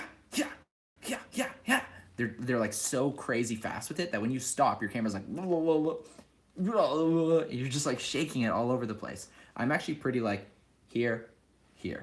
I go fast enough that there's a motion blur and slow enough that I can like ease into my stops and into my starts. And if I need to speed them up, I can. I can always speed ramp it a little bit more. But if you go too fast, you can't like correcting that. It's never gonna look good. I've seen some tutorials on YouTube of like people telling you how to do these whip transitions, and they suggested leaving some of that so that it feels more organic. I disagree. I think these transitions should feel more like a good cinematic camera move. I'll use that term loosely, than like a human actually like whipped over to something. So hopefully that makes sense. But yeah, that like medium speed.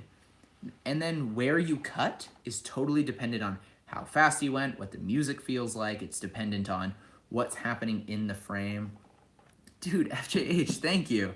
I've only been following you for about a month now, but really enjoyed every Instagram stories you've made in that time. You seem to be such a great guy, really inspiring. Man, thank you so much. Seriously, everyone that's just watching, it means so much to me that you're actually here. People that have donated in the super chat, I was not expecting that. Why would I ever go on Instagram live again? This is way better. You had me trying to whip pan on my phone. I do it on my phone a lot, but experiment with it, see what works.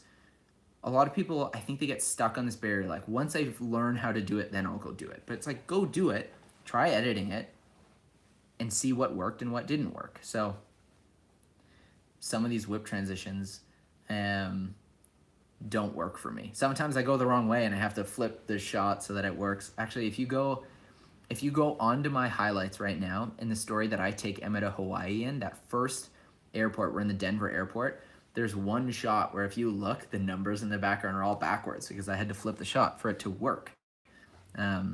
You'll just see that in some of my stories sometimes. So much of editing, honestly, is hiding your mistakes. It just is what it is. How do you whip pan with a wide angle lens to get enough movement in a shot? Does that make sense? I mean, I always try and do the full 90 degrees at least. But it's all, again, I don't want the whip pan to feel like it's whipping forever. You know, I kind of want it to just feel like, we're here. So, experiment. Try faster, try slower. Try letting the pan show more in the shot. Try letting the pan show less in the shot. Sometimes it's like maybe 2 frames of that whip is all you're seeing. But if it works and it feels right in the edit, then it's good. Can you go through your color grading? Yeah, I can. It's real simple, honestly. I saw people ask, do you color grade? I don't use LUTs, I do grade everything. So like, here's a shot, let's get this up here. Oh man, this is awful. Maybe if no. How can I do this so you can actually see it? Like, it's hard to see. Like, that's a really light grade. Instagram is still kind of, unfortunately, overexposing it. But I'll do this. Maybe I'll find a different shot from scratch. A lot of editing is just hiding your mistakes, Jesse Driftwood. Dude, it's so true. I think I learned that because of weddings. It's like, oh, you missed that shot. What are you gonna do to make it work? Like, this actually never happened that I missed the first kiss or something. But let's use that as an example. Let's say you were filming a wedding and you missed the first kiss. What are you gonna do in your edit? What I would suggest is make sure you get a really cool kiss angle in their photo shoot or something like that. And then as it's leading up in the edit, you can go to this like romantic other kiss shot and then still mix in sounds of people applauding and clap stuff. We're here. Yeah. So this shot here, I kind of planned it as a few different things going on. So you can see I'm whipping down from the white, which worked because I whipped down here. It worked decently well. This one is a bit longer. Then, you know, the transition takes longer than I would typically like, but maybe not, whatever. So I knew I wanted to come down, see my hand slide across the snow, stand up, pick it up. So I didn't write this down, but I had it in my head. This is kind of how I wanted it to feel. So, you know, I took 4 or 5 times to do this shot. There's a bit of speed ramping here. And that's just so you can see that snow dropping from my hand. Yeah, I'm actually amazed this mirror is working as well as it has. Sorry guys, I tried to set up the YouTube live thing so you'd see like the screen recording and my face, but then I was like, what then how am I gonna see the comments? This just worked. Maybe I'll do this more in the future and light it better. Oh, it's 4 a.m. in the UK. Okay, you guys, I'll try and wrap this up relatively soon. Man, why is my nose so itchy? Don't start rumors, okay? I don't do drugs. I actually don't. I don't do anything. I have the occasional beer. And I've had this one half a beer for this whole edit. Did you put back the snow for those 4 or 5 takes? No, but this is actually really funny. You can see before I've scraped it here. Ah, man, I'm sorry this is blowing out, but the whole railing here is also scraped. I kept scraping from different spots to try and have it snowy again, but you can actually see the rest of the railing, if you go to my story now, has also been scraped. I'm gonna put this story, by the way, in my highlights. I think it's worth it. But this is the thing I messed up in this. I wanted to pan down with the snow falling, and you can see the camera went too fast. I quickly lose the snow, which is why I very much needed to get that bit of speed ramping in. And then here, look, this is actually, here's a mistake. That's at least 1 frame too long for that pan down, but it is what it is. That shot here, actually, I planned this shot differently. Again, it's all hiding your mistakes. I planned for this to be whip down, zoom forward, and then whip down.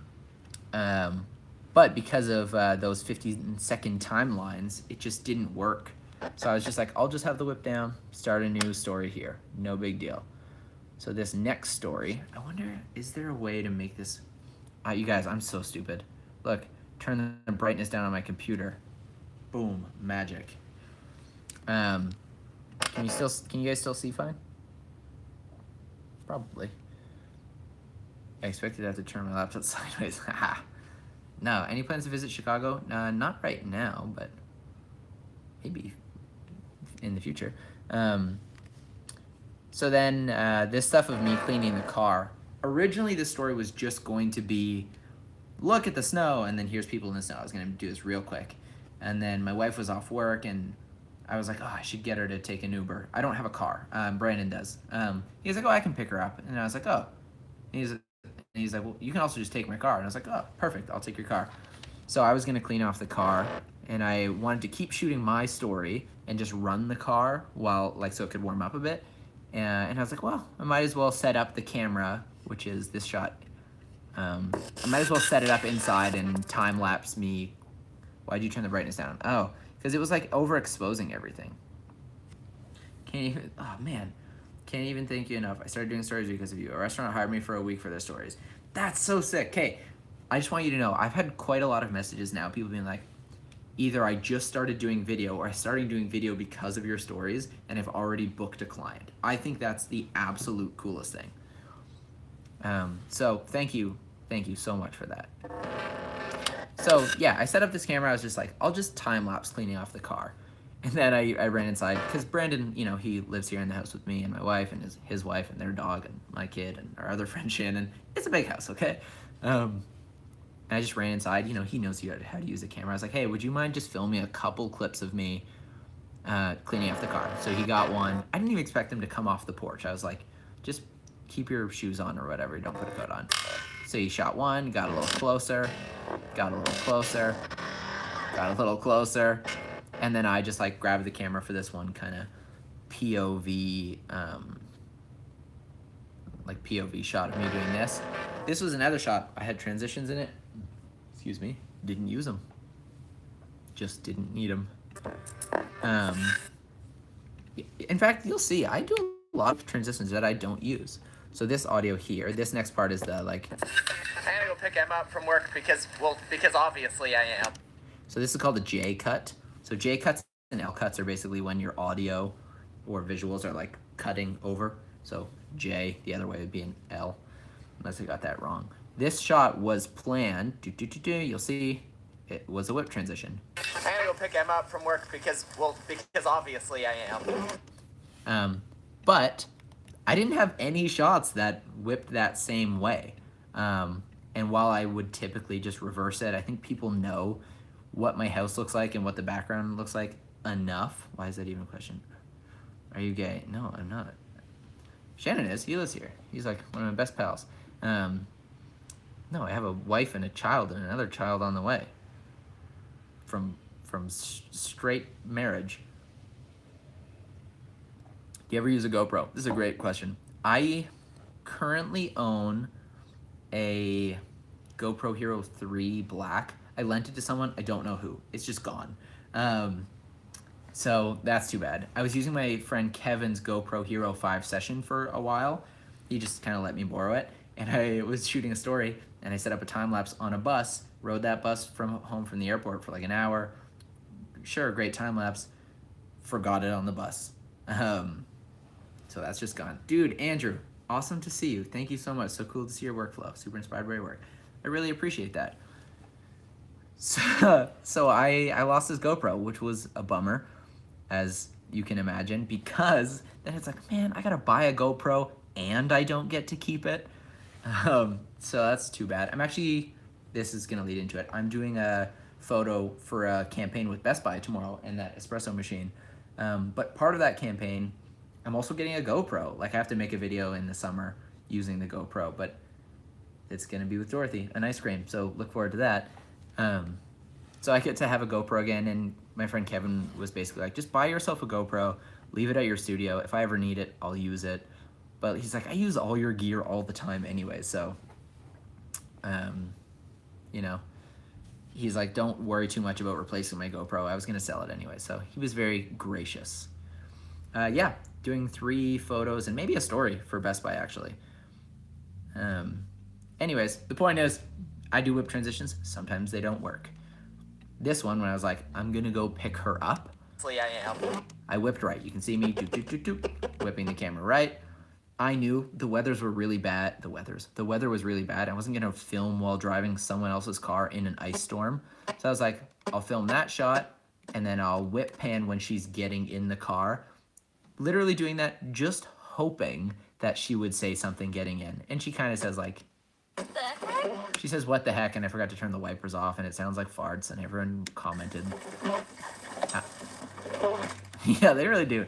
Everybody just, are you able to whip transition when the camera is on a pole, magic arms? Yes, you can. I don't. I'm trying to see if Brandon's GH5 is here. But, I mean, yeah, I do sometimes, but I basically handhold everything, and it's so easy from your hand, especially with this small camera. You can just whip it around.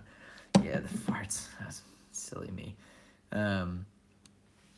So I was like, not going to film while driving. I'll just get that whipped. And I figured maybe it'll just end the story for the second time I thought this when she gets in the car with her reaction. Uh-oh, I got stuck. She then, okay. Thank you, Jack. I want to do that again. Why don't you get a vertical grip? They don't make them for the M5, so there's that. And I like having things small. And also when I hold vertically, this is actually kind of nice. Having the camera, the grip is down here. Does that make sense? Like, this is a really nice way. The M5, I can't tell you, for most people, this is a kind of inconvenient, right? But for stories, it's the best. I love this screen for stories. Except when I put like a magic arm on it and then it blocks the screen. That's too bad. But that being said, so I was going to finish the story here with her getting into the car. And then on the drive there, I saw this, which was this like, you know, that shot with, I wish I lived here near. I need people to skate with. Man, so do I. I wish you lived here. I want to try the M50. If I was getting a new one now, I don't know. The problem with the M6, which has the flip-up screen, is it blocks the mic. Use gimbals. I don't own any currently, but I would, maybe. I don't know. I have. Your work was surprisingly similar to mine. Nice. Sorry, you guys, I know I'm not being super efficient going through a story, but while driving, I saw this shot here, and like the flags were going crazy, and the banners of the car dealership were going crazy. And I remember thinking like, if I wasn't in a hurry to pick up my wife and it was really bad weather, I was like, I would pull over on this road, which was a busy road, and I would film this. And I even remember thinking like, the temptation is to film this in slow motion, like everything's going crazy, so I could really slow it down on the GH5. But I was like, you know what? I think this might actually have, like, you're gonna feel the wind strongly. You're gonna feel the strong winds more strongly.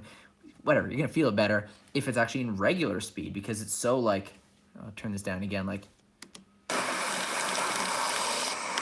it was going gnarly.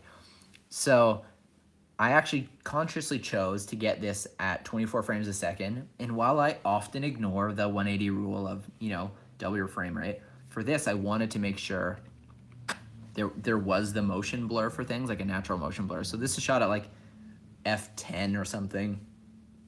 Sorry, I'm burping. To get that like motion blur that I was looking for. 24 frames a second, not even 60, which I usually do. And when I shot this, I was like, you know what? I think it'd be cool to just have a section of the story that's just like a few clips. No slow motion, no cool edits, just like, seriously guys, this storm is crazy. It's not just cool editing that makes it look crazy. I just wanted to be like, so I got, you know, the windshield wipers just like, there's an error here. This audio is slightly too loud. So, as I mentioned, those J and L cuts, if I expand this, I have these windshield wipers going underneath. I kind of wanted to use them as a bit of a metronome. So you can hear it's like, bah, bah, bah, two, bah, two, bah. Just like a small detail that kind of makes it a little more satisfying. So then, but you would have felt it better if I dropped that audio just a hair quieter. Do you want to join me on a 35-minute heli tour of Manhattan with Fly Nyan? I mean, yeah, but I'm in Canada. I've done with Fly Nyan twice. I think both times they were only 15-minute flights, but I want to do longer next time. What's the best way to end a story? There is no best way. Sometimes I like to end with like a joke or a punchline, because why not? Sometimes it just ends because I run out of footage. Sometimes it ends with text because I didn't know what to do. But yeah, just I figured this is again, for like my 8th time, how I thought I would end this story. Like, I thought it would end with just raw clips. Travel with Jordan. I really want to, actually. He's in Sweden right now. I thought it would end raw clips. Like, this is just what it is. I filmed myself get out of the car also just because I had my camera. But another thing I like to do is, like, if I haven't used the song in a while, it's just kind of fun to bring the song back. So, like, what I have here is right when the door closes of me getting out of the car, I drop that to slow motion, and then I have the song break in again, just like. And this is 60 frames a second. Like, this is what I mean. If you had 120 frames a second of this, it'd be way too slow and barely moving. Like, this in 120 frames a second would take like 30 seconds. It doesn't work. He's a YouTuber and an Instagrammer. There's something to be said for raw clips. It's another way to illustrate the story without having to say anything. Absolutely.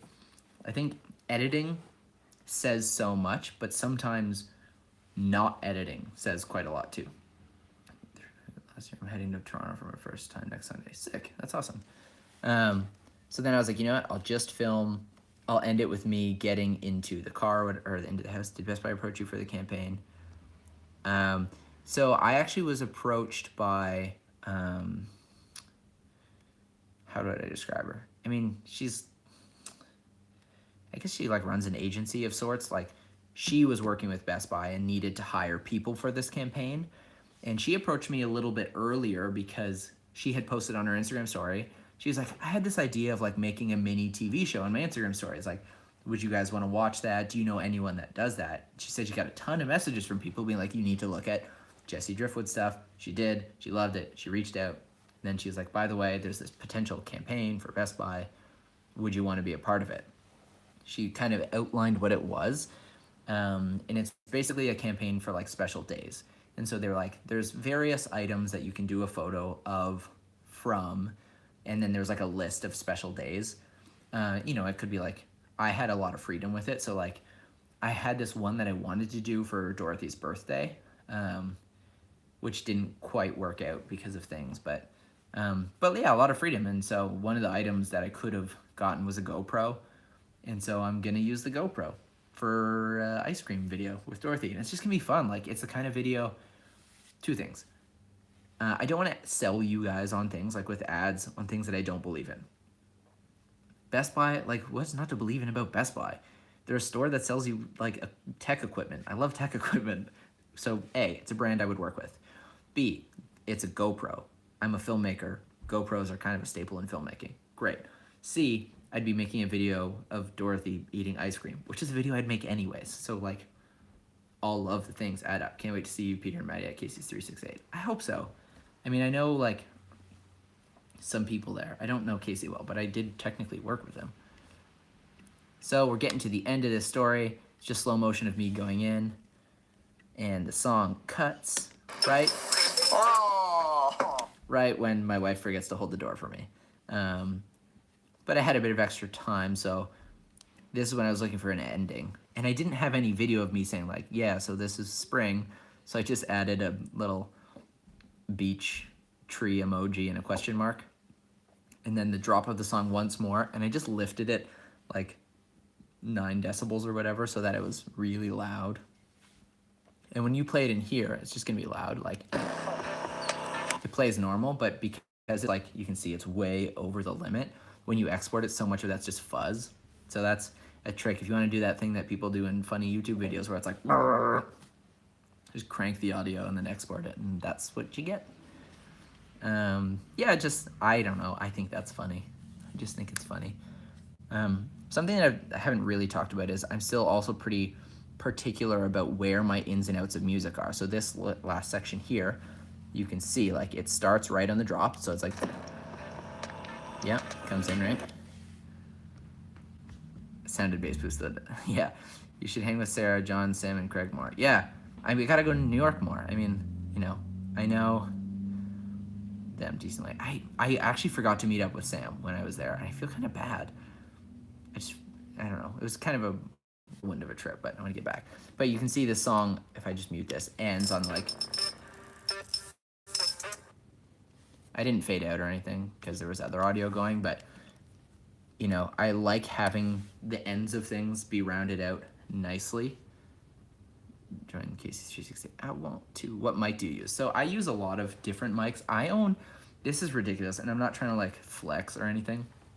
I own 7 on-camera shotguns. That's too many. The reason for that actually is I owned like 3 Video Mic Pros from my days as a wedding filmmaker. So, you know, shooting a ceremony, multiple cameras, all my cameras had a wedding or a Video Mic Pro on it. Now that mic needs a battery, so those die sometimes, and you need to turn it on and off, and it's kind of big. So I then bought the Rode Video Micro, which is cheap, has a good, it sounds really good actually, and it comes with the dead cat. So that was a bonus. So I was using that for a while, and then I broke the cable on it, honestly. So that's why I'm not using it right now. And then Andrew, who's here before, he works with Sennheiser, so we kind of were chatting, and he hooked me up with like the MKE 400, which I'll show you right now. So this is the MKE 400. I'm gonna just take this windscreen off. Oops. You've probably seen this mic before. So the cool thing about this mic is that it's very small. It's really well built. It's like metal. But I was having this problem where this was like coming off all the time. So he sent me the Dead Cat. What I love about this Dead Cat, actually, way more than the other Rode mics, is that you put it on, you hear that? It's got a positive click. It clicks right in. This is not coming off. So the MKE 400 and 440, hands down, way better build quality than the Rode on-camera mics. They're like metal, like they feel dope. This one still has the issue though of the on-off switch. So you gotta remember to turn it on or turn it off. What I actually try and do with this mic is I just leave it on all the time so that I don't forget. The batteries last like a really long time. So I just leave it on like all day so that I don't forget. I occasionally still forget because I'm a bit of a dum-dum. And then yeah, just a AAA battery. So I just have a bunch of rechargeable AAA batteries. Oh, I thought I was looking at the camera, but I forgot to look here. Rechargeable AAA batteries and just a stack of AAA batteries. So I just change it every so often. This is the MKE 400 and they have the MKE 440, which is like two of these. The reason I don't use that mic so much for stories, and I still do occasionally, is that what it does really well is that it's two mics, two shotgun mics. So it's directional, points at your subject or you when you're vlogging and gets, you know, very clean audio of you. What's really cool about it is because there's two, it actually gives you like stereo separation. So if somebody were to walk across the frame of your shot, in your audio you would hear, or if they're talking, you would hear them move across, which you do not get from any other shotgun mic. But when you film vertically, you know, you kind of lose that effect because it's up and down, not left and right. Make sense? Makes sense. So when I do like vlogging stuff, like I feel like such a dork. I shot a family vlog in October that I haven't published. It's like 7 minutes long right now. But it's all on that mic and I love it. Like I really like the sound quality of it. I really like the build of it actually, for one big reason. Most mics, this is your suspension, right? So that you don't get like knocks and bumps and stuff. What's really cool about that mic is it goes into your hot shoe or your cold shoe, and it is the actual suspension for the mic capsules takes place inside of this. So once it's on your camera, just grab a camera here. Once it's on your camera, this is like rock solid. So you could just carry the micro. I mean, you wouldn't want to do it with this. You could just carry the microphone around. Like if you set it down like on a table or whatever, you don't have to worry about you breaking the shock mount or anything like that. And so that is a mic that I really like. Anyways, yeah, and then I have this like other cheaper, it's like the Rode Video Micro, but from an off-brand that a company sent me like, or actually no, I was working with them and they gave me one when I was in New York a while ago. And it sounds pretty good, not quite as good as the Micro, but the shock mount was plastic, not like a cool poly thing or whatever. So I knocked it once and it just shattered. So can't use that mic anymore. Oh, and I have a Rode Video Mic Go, which I do not like that mic. I gave it to Brandon. There you have it. Okay. Realistically, like the story edit itself that I've shown you, I know it like wasn't super in-depth. I need to properly do an editing tutorial and, you know, break this down more coherently and edit it so that I don't repeat myself. But yeah, I'm looking for the smallest mic, so it'll be the least intrusive is Rode Micro.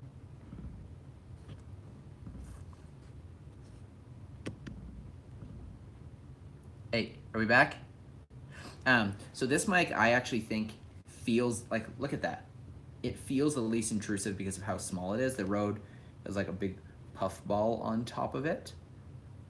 But yeah, I think I was actually surprised that I think this is my favorite sounding mic of all the ones that I have. I don't know why I was surprised, but I was surprised. It has more high end, which, you know, the Rode mics are typically a bit boomier, which some people like. But that means actually the mic has been colored, if that makes sense. So it's like they've boosted the bass to be a bit richer, but you can always do that with an EQ. But a lot of the definition of your voice actually comes in like those higher and mids and stuff, and that's what cuts through the music. So when I'm editing with music, I find the audio from this mic comes through a lot better than other ones. Got it? Transparency is key for post. I missed what you were talking about. How much do you recommend spending on a Rode mic? I mean, whatever. Hi, it's bright in here. They're like, Serious. Hi. Brandon, this mirror worked out awesome. I don't know if you saw any of the live stream. Look how great this is. Oh, that's like. Oh no, I How am can't. I looking at so many things at once? I know. There's comments. There's me. There's the video edits happening here. Oh look, I'm getting notifications because someone commented on a video and Spencer Barton put out a video. Cool.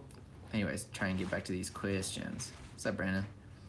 How do you decide how long your stories are? That's a are you a homosexual or something? Is that a real question? Yeah, it's the second time. Nope. I mean, if by something do you mean, are you another orientation? Yes. I am a straight male. Are you one of the orientations? Sorry, I don't mean to mock you. I've been, honestly, my whole life, people have been like, pretty sure he's gay. This is actually a really funny story. Before Emma and I were dating, so this is 13, 14 years ago, Emma was interested in me, and she asked one of my good friends if she should like ask me on a date or something, and he was like, "No, I'm pretty sure he's gay," which we found out later he was like into her, and so maybe there was a reason he didn't want her. Whatever. The point is, not gay. I think I'm just, I don't know. Maybe I'm not an alpha male. Get off my back. Nah, it's cool. I'm chill. It doesn't offend me at all if people think I'm gay. In fact, I don't even really know what it means to think. It's like, I'm pretty sure I know what feelings you like. Anyways, whatever. I'm not going to get into that. Answering these people makes it a non-issue. Yeah. Do you play video games? No, I don't have time. Back to the question. Yes, I'm so sorry. How do you decide how long your stories are? No, well, actually, I'm not gay. Okay, so for a while, I was making them. They were like 10, 12 segments. Maybe I'm not an alpha male. Get off my back, Jesse Kerfoot. And I think what I found is that the way people use Instagram is a bit more passively, if that makes sense, which is that, you know, maybe you're on the toilet or you're in a waiting room or whatever. A lot of people, like, if you've got time to kill, you're like, it's Friday night, what am I going to do? You're probably not like, I'm going to scroll Instagram all night. So people, when they get to a story too, they're often not anticipating what they're going to watch. You're just clicking next. All of a sudden my story comes up. They didn't even ask for it. And I think it's like, I don't know, weird for me to just be like, watch my 3-minute video. I know you didn't try to, but you got to watch this. So I try and keep it about a minute and a half. And then if you want to watch it, cool. If not, cool. Whereas YouTube audiences, I think, are a lot more used to, like, I'm going into something on purpose. I'm going to watch this 10-minute video, this 5-minute video, whatever. I think that's their own decision. So a minute and a half, that's what I try and keep it at. I've gone longer. I've gone less longer. You know, all of the above. Oh yeah, you guys, I'll leave this video live. If you want to like comment your Instagram handle or whatever, like feel free to do that and then find other people in the comments that do this. Do you record with the vertical grip? No. I mentioned this earlier, but I just hold it vertically. Like what's great is when you're vertical is that it's just here. The grip is just here. It's on the bottom. So, and then with this camera, whoop. Oh yeah, that's why they don't make a vertical grip for this camera. It'd be useless. And also the battery life on this camera is not bad at all.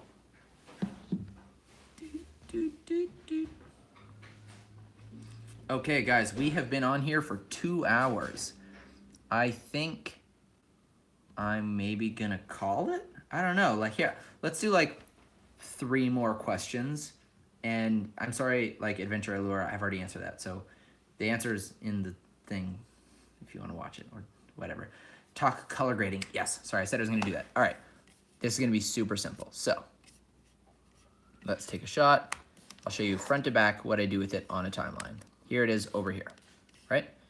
It is, oh yeah, I'll keep my face so you can see it. Dim this down. So, I know that when I'm coming out, it's going to be dark, so I'm actually gonna grade it for the final shot where it's gonna rest. So, like I mentioned before, rotate this 90 degrees, zoom it in to fill the frame. Oh, Dan, thank you. He didn't even say anything. That's amazing. Thank you so much. And then what I do, the first thing is doop, doop, doop, command 673. And basically I lose my inspector window, I open my scopes, and I open my color correction stuff. The main things that I'm doing, man, I'm kind of burpy. Sorry, it's very professional. If you look here, these are your highlights, and so I'm basically getting my highlights up, getting my shadows down to 0, and then the brightness, which, I mean, I know this is blown out again, you kind of will see is based on your midtones here. So I'm kind of dropping the midtones till the shot feels good. I'm just gonna brighten it so I can see it again. So I just get my contrast to how I think it's good. And then white balance, I'm just kind of cooling out the highlights a little bit is usually what I do. I kind of go to like a cool magenta in the highlights, and then the opposite in my midtones, which is like a warmer green in the midtones, not the shadows. You don't want your shadows to have like a color. In fact, that's why programs like DaVinci Resolve and stuff, you can like, I can't remember what the tool is called. You basically desaturate your shadows completely. So like everything between like 0 and 5 IRE has no saturation. So it's just like your blacks are black, not blue. But I mean, seriously, that's about it. Like if I were to reset this, again, I'm so sorry. Like if I were to show you before and after in a video, it's not much. The adding the cooler magenta tones into the highlights and the warmer green tones into the mids adds a bit of a color contrast in the image, so that it's kind of it's the same idea as contrast, like shadows and highlights, but you're stretching the colors apart, so it creates more contrast without crushing colors, that kind of thing. But I'm also looking, this is called the flesh line, making sure skins are skin colored, right? Like if we were over here, you can see we've left the line and now I look like a green alien, and here we've left the line and I look like an Oompa Loompa. The idea is you kind of want your flesh to be on that flesh line. So this is called a vector scope. This is called an RGB parade. These are basically the only little tools I use. Mikey, thank you so much. I really, really appreciate it. Thanks for the tutorial. I'll probably do more of these. I know I mentioned on Twitter a while ago that I was gonna start live streaming edit sessions. This isn't that. This is more of a like a breakdown slash, I mean, heck, we've done more of a Q&A, but still very fun to do. I'm glad you guys enjoyed it. I'm gonna do one more question, and then it is 11:30. What? Oh, right, 2 hours. Remember how I want to start waking up early? I'm gonna do that. Yeah, you guys. I'm gonna wake up early tomorrow morning. I'm just gonna do it. Stabilization tips. Okay, maybe I'll answer 2 more questions. Stabilization. So, 2 things. This camera, GH5, has really good. You know, we're not even on the screen right now. Let's flip this around. This camera has really good in-body image stabilization, so the sensor shifts, which is why like I can shoot some of these like really telephoto shots handheld, whereas, you know, on my M5 I probably wouldn't use this lens because there's no IS. Whereas this, I mean, I've shot like up to at least 85 millimeters on like my 5D handheld, no stabilization. And one tip is like, be careful, like hold it steady, you know, breathe slowly so you're not like, you know, and then stabilization in post. I've heard in Premiere, is that true? Is there an issue with stabilizing clips vertically in Premiere? It seems to be a lot worse. There you have it. See, Brandon says it's bad. Brandon. Yeah, I was editing it some today in Premiere, and it's just terrible. It couldn't handle it. Yeah, I mean, Final Cut seems to work great with stabilization. Yeah. Again, I mean, if I were to flip this around and like show you a clip, there's a few things that happen. When you have whip transitions, it's not going to stabilize that. It's going to throw the whole clip off. But in Final Cut, there are 2 versions. I don't know if it's better than Warp Stabilizer, honestly. OMG, warp stabilization is a nightmare. Yeah. Yeah, it's real bad. Can you just warp stabilize it horizontally, then adjust it to vertical? So I've done similar things. Let me turn this back. I've done similar things in the past where I think it was like a plugin I was using wouldn't work vertically. And so I edited it regularly on a horizontal timeline, got it working, exported it, re-imported it, and then flipped it vertically. So yes, you could do that in Premiere, and stabilization in theory would work fine that way. However, that sounds like a terrible workflow if you need to stabilize a lot of clips. Yeah. So, yeah, so here. So we have basically your inertia cam and your smooth cam. So I basically will select whichever one of these has the least crop. The other thing I do is like watch it back. Like, What is so like this has less crop, but it looks bad. So if I go back to smooth cam, it's more cropped, it might look this? better. And then the other thing is this gives you these, translation is basically how strong the effect is, and then there's rotation and scale. And I'll adjust these based on however it makes the shot look better. So sometimes I'll turn rotation right off, and that's if maybe I'm moving my shoulders and the software thinks the shot is rotating, and so it's like, I'll fix it, and then it holds you, and then your horizon goes crazy. Oh, SJ Stone, thank you so much. That's seriously so nice.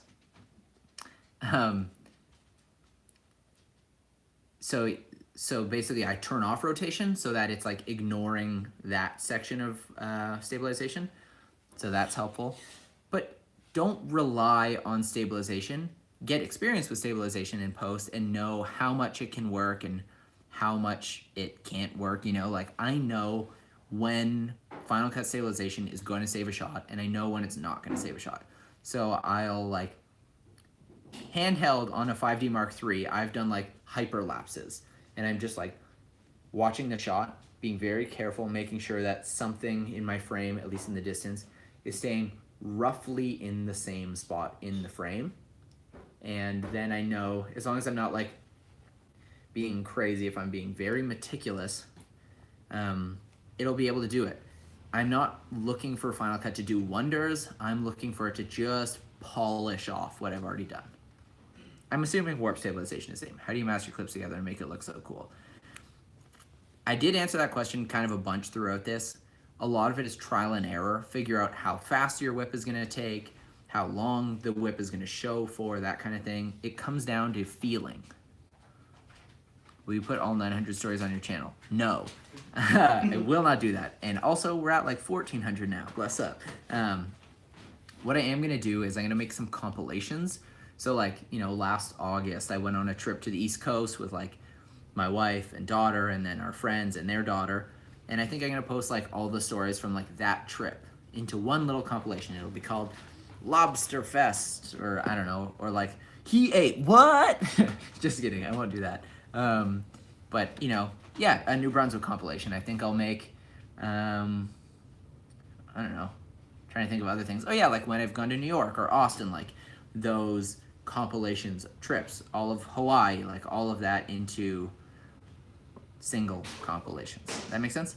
I'm definitely not putting all of them. Some of them I don't think are very good. Some of them are just not great. So whatever. What I am going to do is I'm going to launch a Patreon. If you want to support it, that's awesome. If not, like, why? No, if not, totally, I get it. You know, not only do most people not have disposable income, but even $1 a month or whatever is a lot, you know? That's why we all share Netflix accounts. What I wanted to get at is I haven't decided what the like tiers of backing are gonna be. I think in the higher end of like monthly backings, I'm gonna be able to do coaching with people, you know, and like actually give people proper critiques of their work and like help walk them through, you know, a certain, whatever, you know, I'll give them an hour, 2 hours, whatever, a month, that kind of thing. One of the levels I think is gonna be like, here's a link to my Dropbox that has all of my stories ever. Please don't share it with people, you know, honor system, I guess. But if you really want to see even the bad stories and you want to watch them and kind of study them and figure out that kind of stuff, then it's for you. But yeah, that's what I'm thinking. Yes to Patreon. sessions JD for 2 months. So, if you guys are into that, that would be awesome. When you come back to Singapore, yeah, probably, honestly, probably not anytime soon. My wife's parents used to live there and they don't, so. Yeah. Man, I honestly didn't realize so many people would do that. So thank you. I also didn't expect so many people would contribute in the super chat. So that is amazing. And thank you. Seriously, thank you so much. Yeah, I'm sure I'll do more of these. This was actually a lot more fun than I expected. Epidemic Sound link. Yeah, I'm going to post this on my YouTube and I'll leave the link there. So if you guys do want to sign up with Epidemic, it's what I use for all my music. Or if you just want to try it, there's a 30-day free trial. Go for that. I do get a small kickback. It's a way that you can help support me and my family and also get licensed music, because if you want to be a filmmaker or a YouTuber or whatever, you need music. So yeah, I'm gonna close this up, post a link. Yes, I will get Patreon it. If you ever use Instagram stories. Listen here, Paul. No, I don't believe in things that go away. Anyways, thank you guys. I'll turn this camera around for a farewell. Actually, Mr. Dude 28, thank you. All right, unplug this from the phone. Da, da, da, da, da. Grab the moment wide. Da, da, da. I can't see right now. Yeah, that's the stuff. What's up, fam? I'm gonna get the mirror here so I can see what I look like. Yeah, thank you guys all so much for coming out tonight, hanging out with me. This went way longer than I expected. I wasn't planning on leaving this on my YouTube because I think the first 10 minutes are me being like, what am I doing? What is happening? But I had fun. I'm glad you guys enjoyed it. Hopefully other people enjoy it. I can't imagine people who don't already know who I am are gonna watch this 2.5-hour stream. But if you did, that's awesome. Thank you so much. Say goodbye to Jesse's edit story. No, yeah, no. That's what I'm saying. I am going to post it. I wasn't going to, but I am, because it turned out to be a lot of fun. Also, yo, I know I've talked about this before. This is the moment, Superfish. It's my favorite lens for this kind of stuff. I just think it's fun. I also have an affiliate link with them. Man, I'm burping.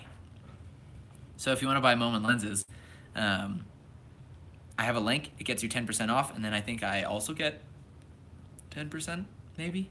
I don't know. I've made like $50 with them. So it's not much, but it's like enough to take my wife on a date. So, okay. Thank you. Bye.